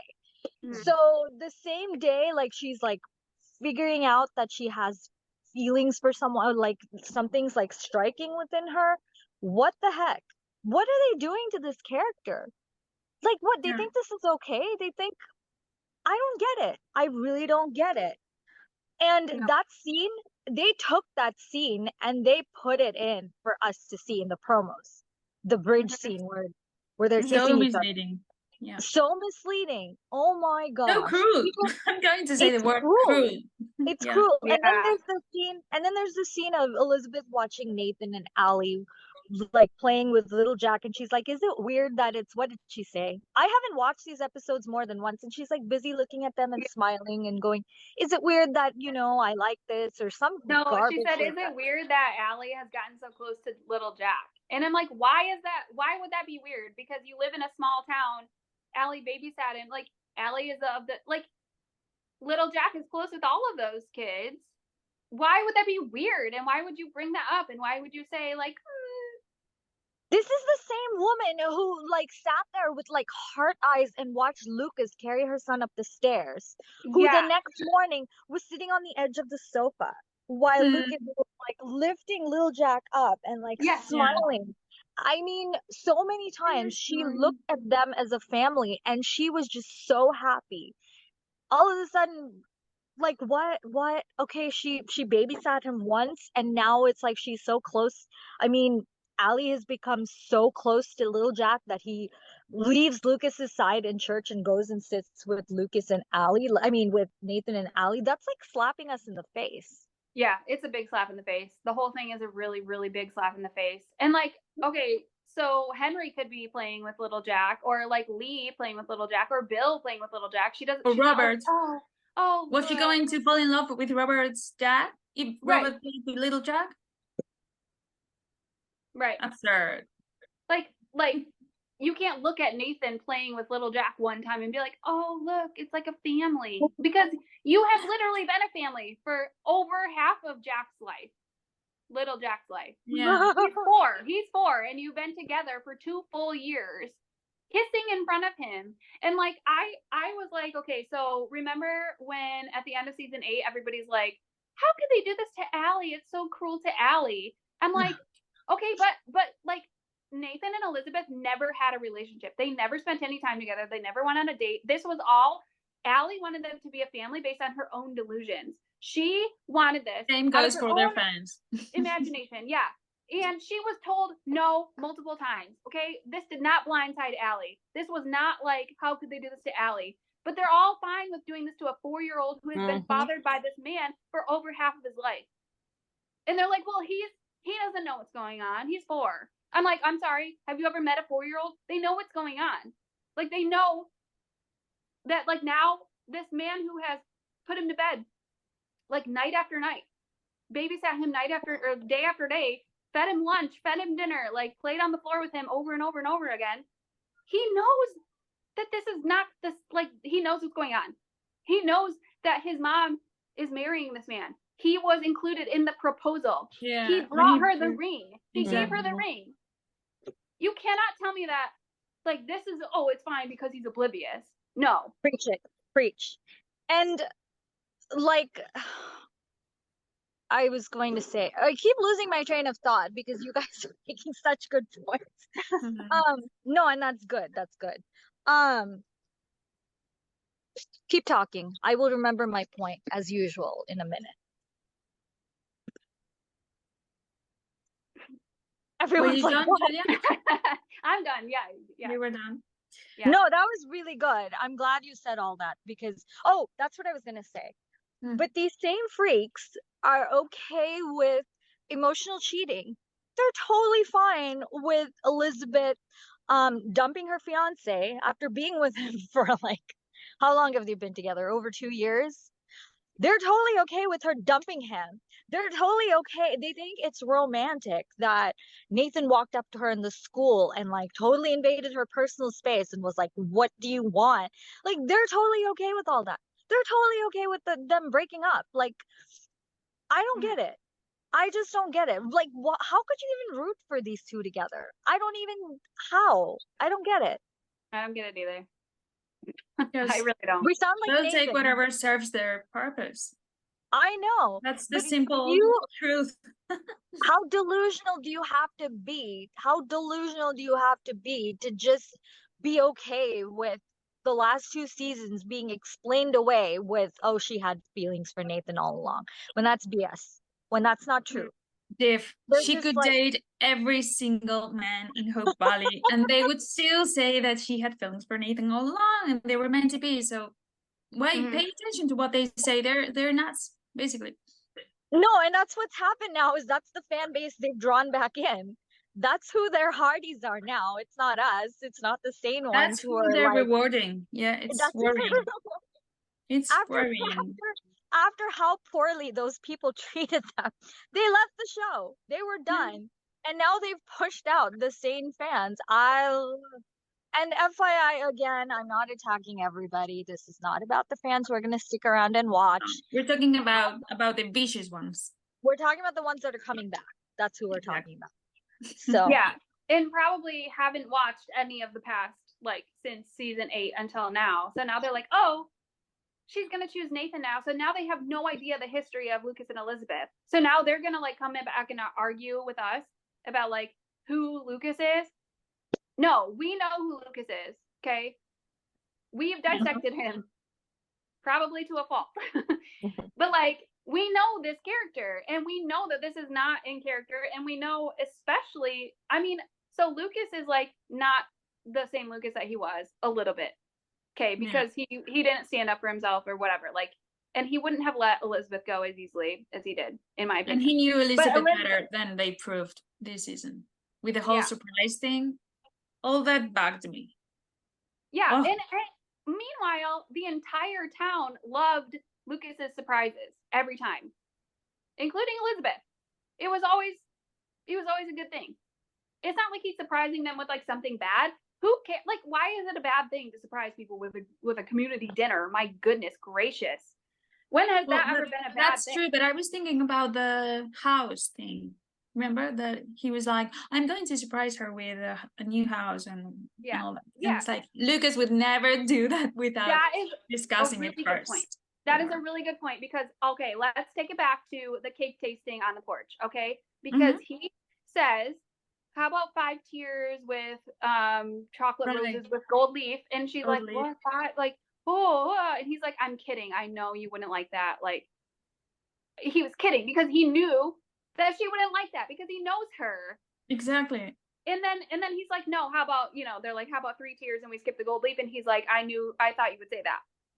Okay. So now we go to what were we talking about? Yeah, I'm going to buy a house so that we can live together. I'm not going to tell her about it because why would I? That is when it started going downhill because like he would never do that because that was out of character.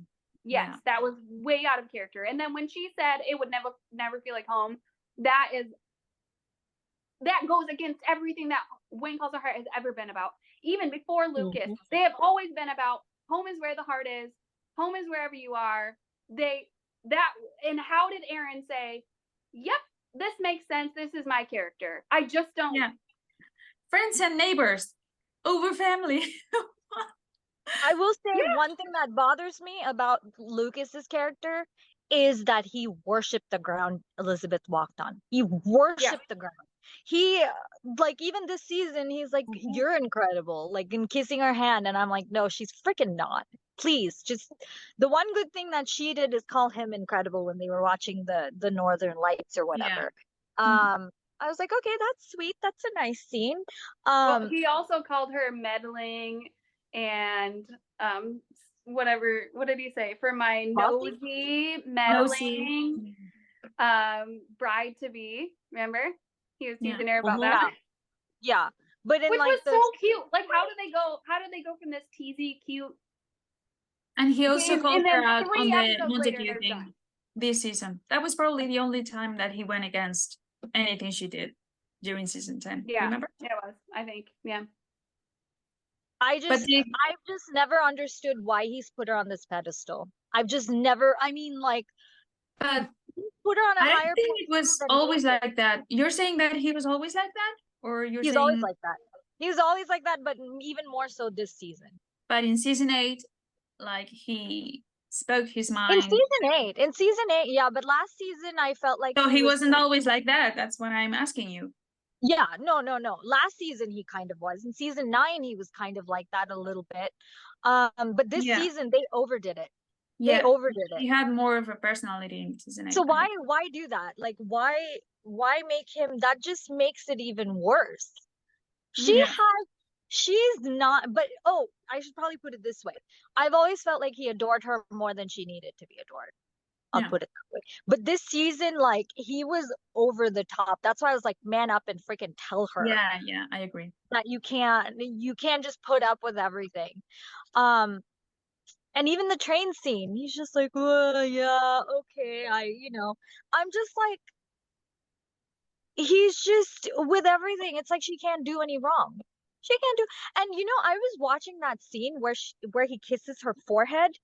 Do you remember the last time he kissed her forehead in season 9? What happened in her house? She went right after. She was like breathless, like she was when he walks away. And I was just watching that, and I was looking at this scene, and I was like, "Where's that woman? Where did she go? I don't know." But the thing is, like, she still was like that. He kissed her in her house the night before they broke up, and she was like, like, that's what I mean. Like, they didn't make it obvious that they were drifting apart. They had Nathan look at her with googly eyes, but they didn't show this narrative of like they're drifting apart. They had things come in the way of their wedding planning. Okay, so that's one thing that they could get through together, but that doesn't mean that they're drifting apart. That just means like things are getting in the way of the wedding planning. That doesn't mean like she's developing feelings for another man. She's still, the night before they left she's the one that said, "What if I come with you?" And then he kissed her. He's like, "I'm okay. Are you sure?" He said, "I don't know how you're feeling about this." And she's like, she grabbed his hands and she said, "I want to make this work. I want to be there when you win." That's what she said to him the night before she broke up with him.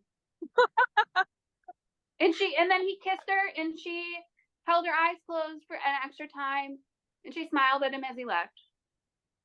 And then 3 weeks later, she's just over it. She's fine. She'll be fine. I'm fine.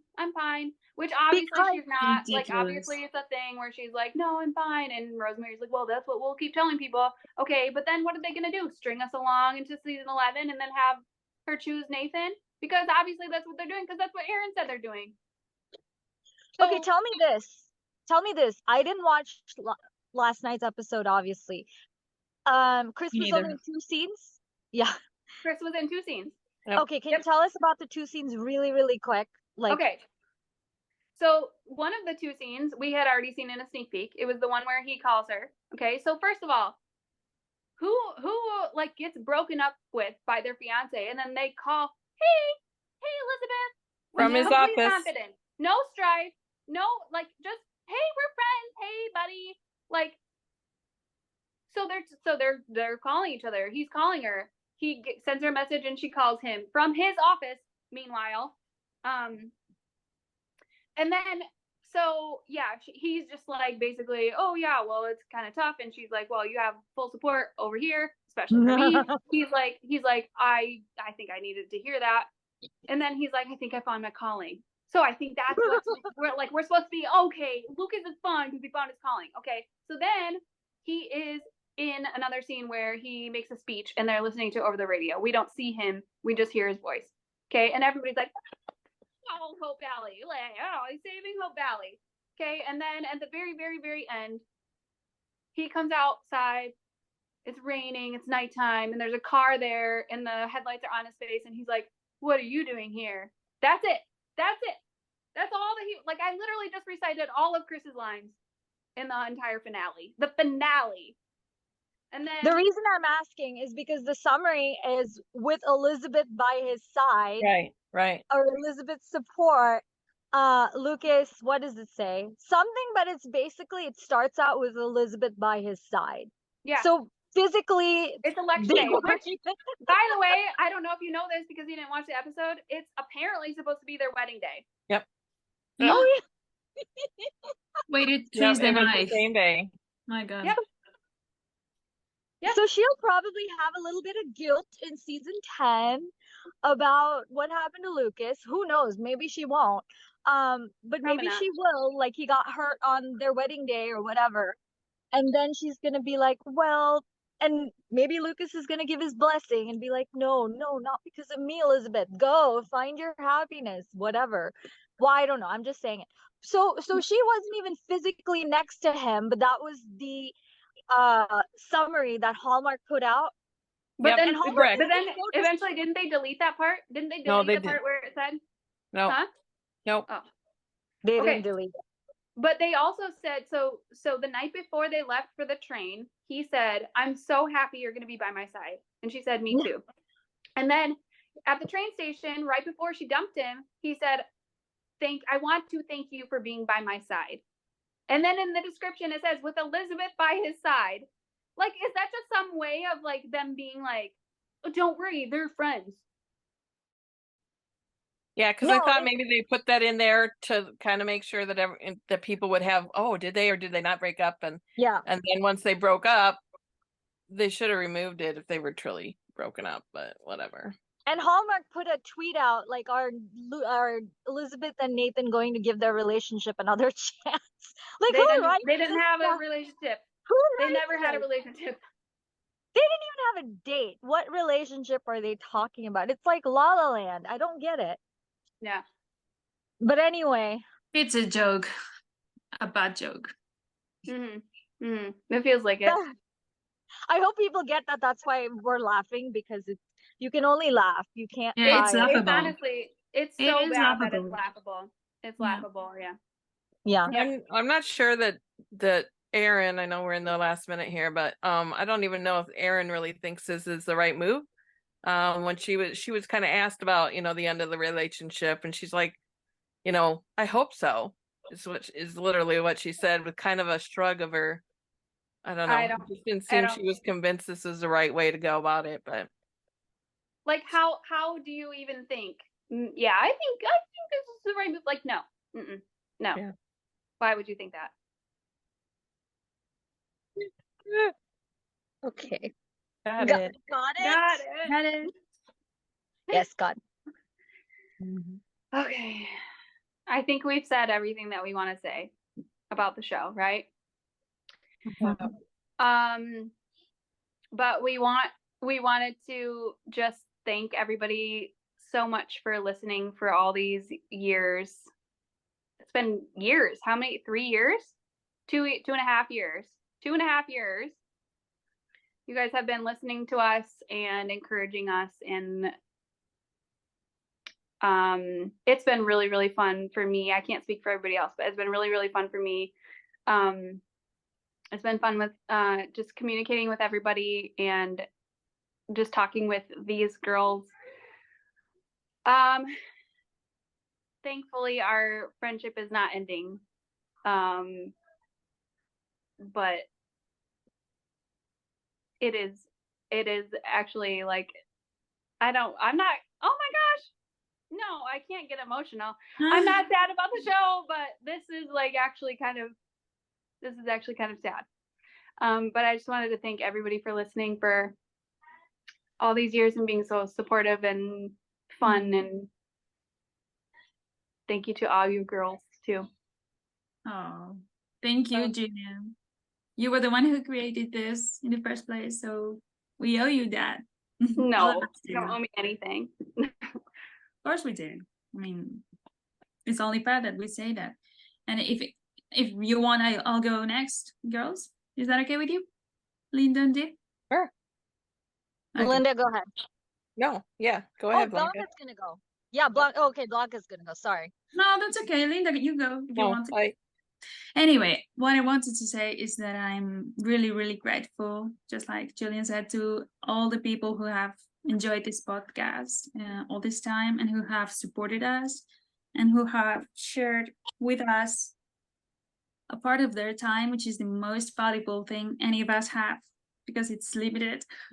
So even if you people, fans of Lucas and Elizabeth, feel, like betrayed right now and gaslighted, because we have been, I still think that there is a positive way to look at this whole thing. If it makes you feel any better, which I don't know that it will, but still I'll say it.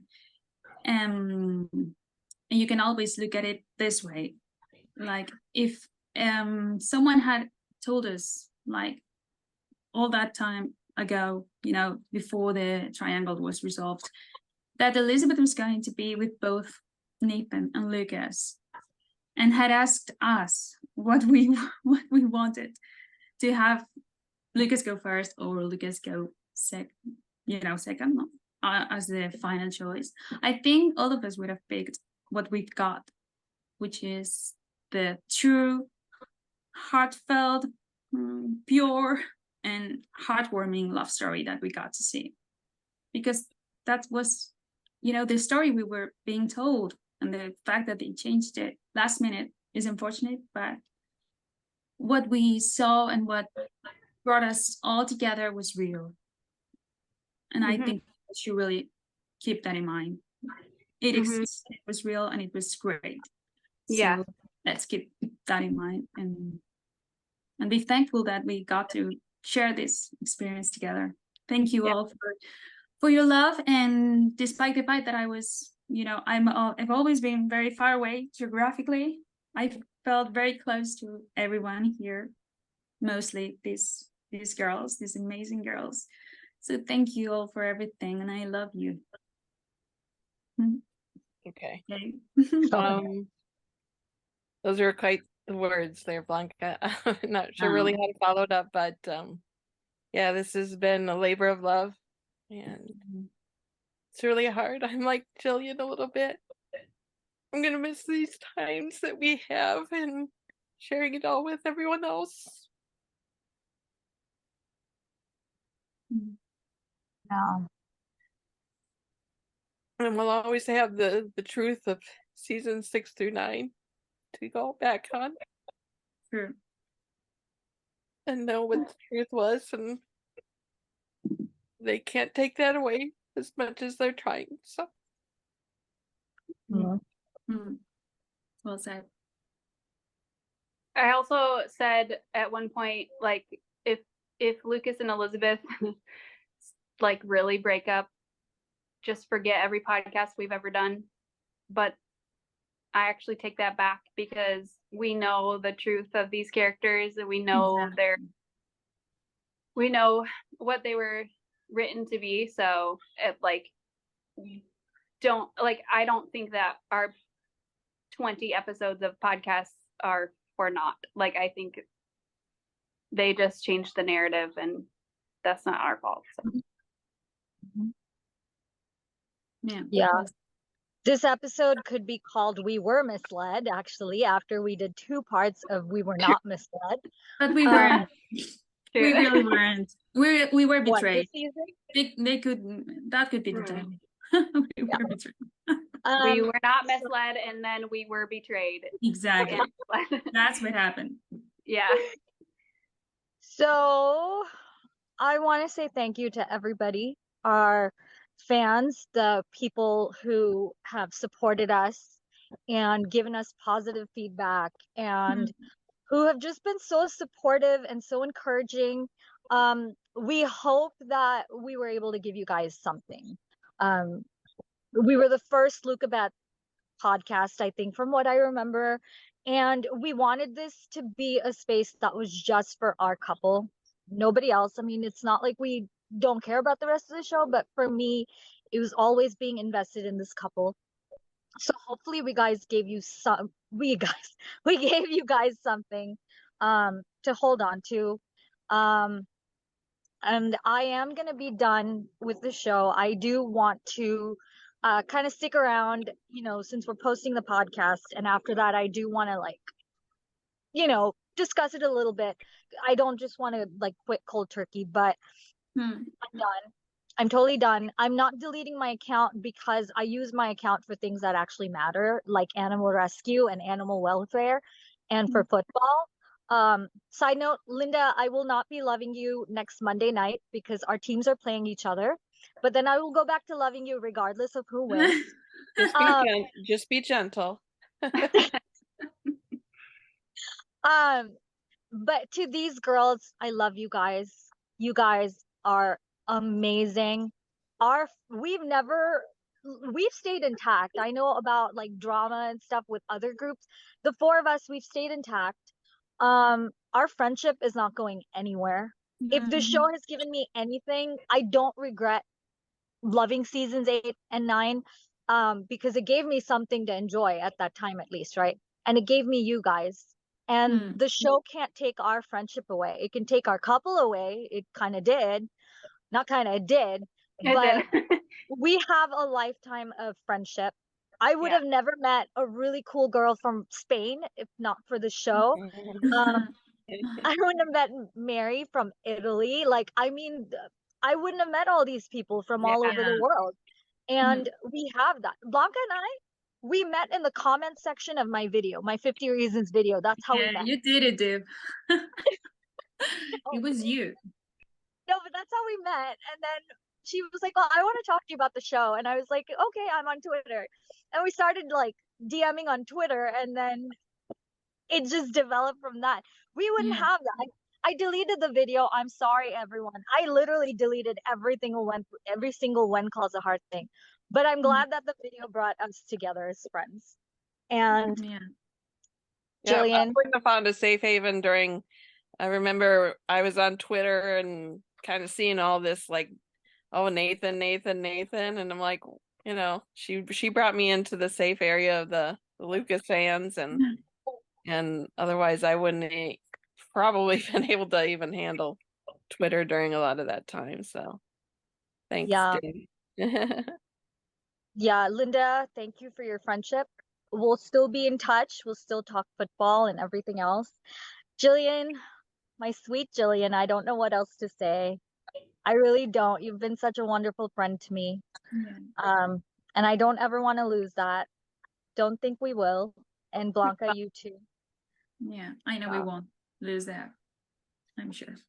We won't. So thanks, guys. I mean, I still would like to be in touch with everyone else too. I just don't want to talk about the show. Yeah. So I don't want to be tweeting about the show anymore after a few more days. But I'm not muting anybody. I'm not blocking anybody. I'm not doing any of that. I'm just not talking about the show. Yeah. Same here. And I do want to say I will not be deleting anything from the Lucabeth Lounge Instagram or Twitter or anything. All of our podcasts will still be there. I'm not gonna delete anything. So if you want to watch Lucabeth's scenes in all their beautiful love story, because it was a really beautiful love story, it'll all still be there. So that won't be gone. But yeah, obviously we won't have anything more to discuss on the Lucabeth Lounge podcast because there is no more Lucabeth. So, but thank you guys so much for listening. One final time. We love you guys. Yeah. I feel Love so you proud guys. to have been a part of this select community. Don't forget that, people. We were select. Okay, we were the best. Yeah. So don't forget. Always. Bye. Okay. Bye, guys. Thank you, everyone. Bye.